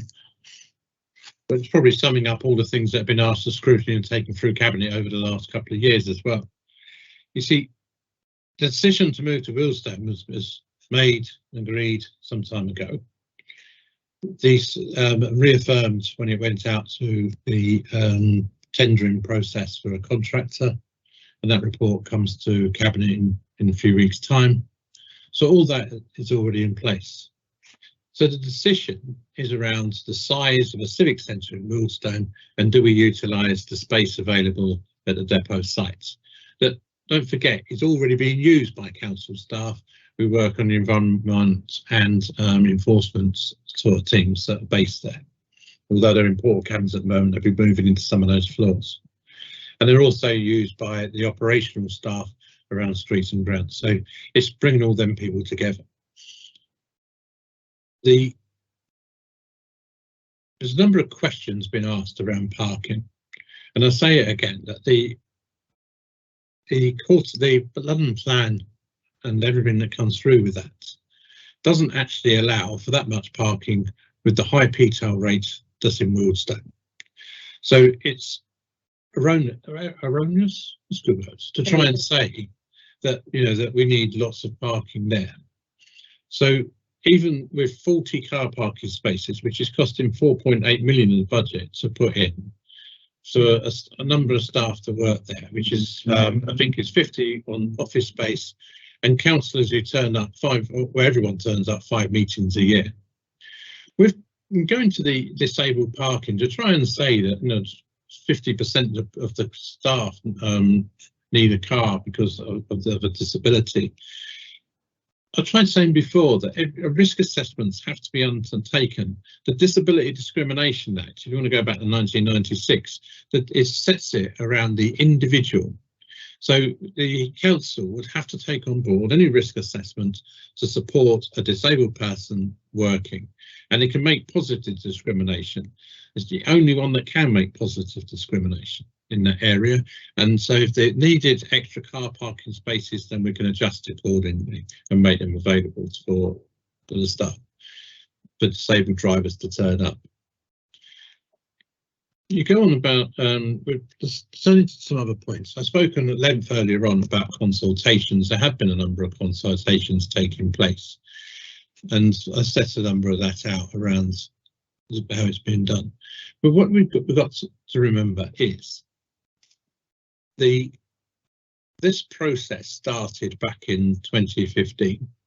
Actually, no, it started in 2011 when we started working through a remote and flexible working and saying, let's look at a new civic centre because the repair costs and running costs of the existing site. So there's no doubt that we had to move off of that site for a number of reasons. But it's been consultations were taking place with staff throughout 2019 as we moved towards the style of a new civic centre, and that escalated. That discussion has taken place since then while we've been online. And when we talk about the pulse survey, the original pulse survey right at the beginning, near the beginning of the pandemic, was talking about the antiquated IT that was partially in place and some of the difficulties logging in. And that's all been upgraded, and there's plans across the boards for, there's investment in place to drive that even further. And people are talking about accessibility online and all the other tools that come with it.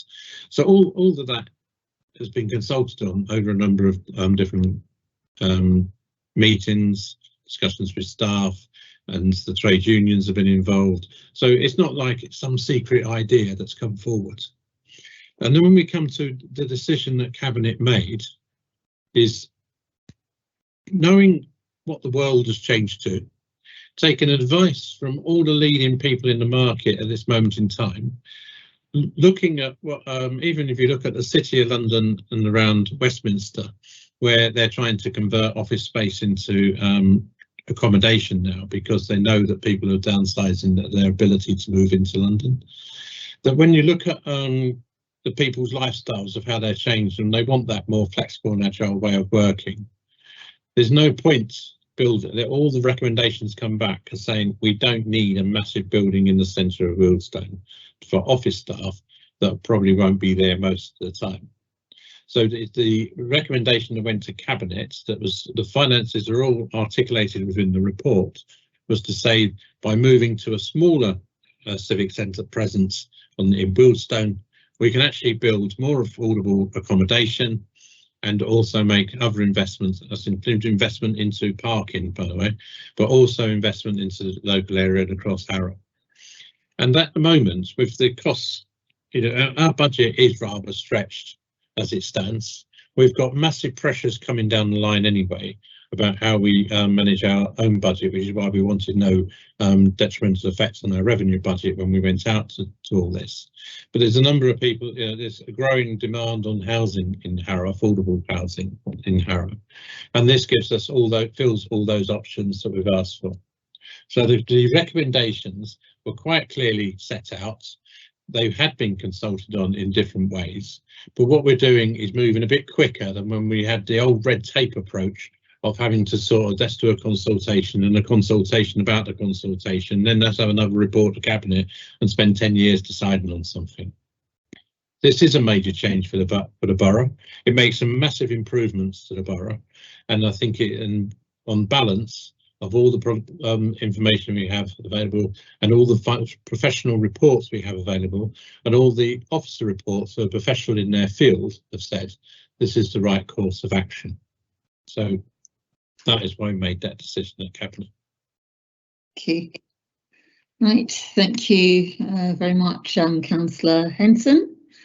And at this point, I'd like to thank everyone for their contribution, and we will now sort of move into the subcommittee. We'll move into a separate meeting to deliberate both decisions for each of those call-ins.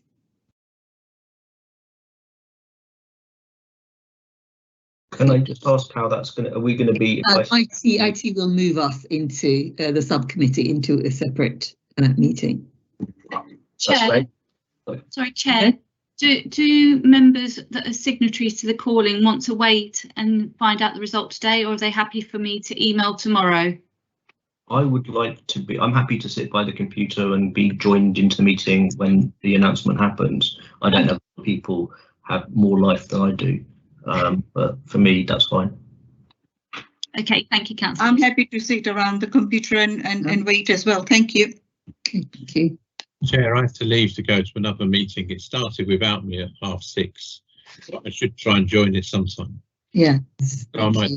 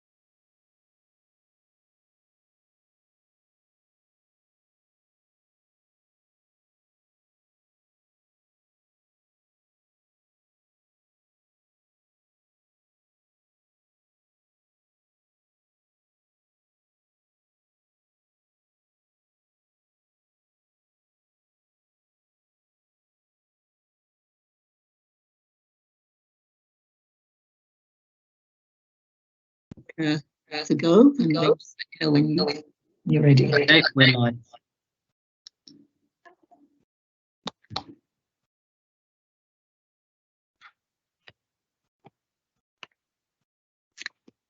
We're live, Councillor Murphy-Strawn.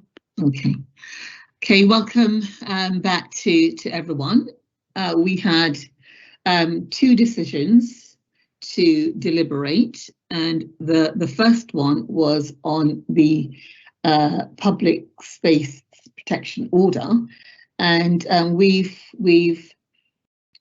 agreed, the calling subcommittee has agreed unanimously that the challenge to the decision should be taken no further and the decision be implemented. We, however, said that clarification is needed in those areas where exemption exists by virtue of legislation, so charities and so on. And could we please make it clear during the publicity that this clarification is brought to the fore. The second point that was raised was that we're suggesting that a leaflet or something of that nature would have information on it concerning how the council would determine who is granted the applications that they've sought, and the process of doing that. And I think that's sufficient. We recognise that this order will be reviewed at some point, and so that is the nature of our decision, and that's point under 8.1, to uphold the decision and that it be implemented. Now, the second decision we, as a subcommittee, had to make was on the accommodation strategy. We discussed a number of points raised during the earlier presentations regarding budget, consultation, equality impact, satellite sites, and so on. And with a majority of 3-1, we decided that the challenge to the decision should be taken no further, and that 3-2 decision 3-2, that the decision be implemented. And if we need a roll call on that, 3-2, with myself, councillors Lee and Anderson, that the decision be taken no further and it be implemented. The challenge be taken no further and the decision be implemented. Councillors Greek and Stevenson dissented, so there were the 2 voices against. And that is the decision. As I said, we discussed a number of points quite extensively, and I don't propose to go into the details of that because we've exhausted that during the earlier presentation, and we've discussed them again during our deliberations. Okay.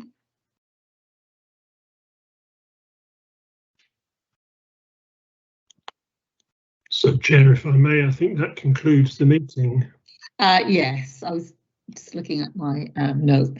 Yes, so this concludes the meeting, and I want to thank you all again for your patience and perseverance and your contributions. It has been a very long one, so thank you. Thank you very much to everyone, the officers included, because they've worked very hard on this, and of course to members. Right, thanks everyone. Thank you. Bye-bye. Thank you for cheering. Thank you. Thanks. Thank you very much.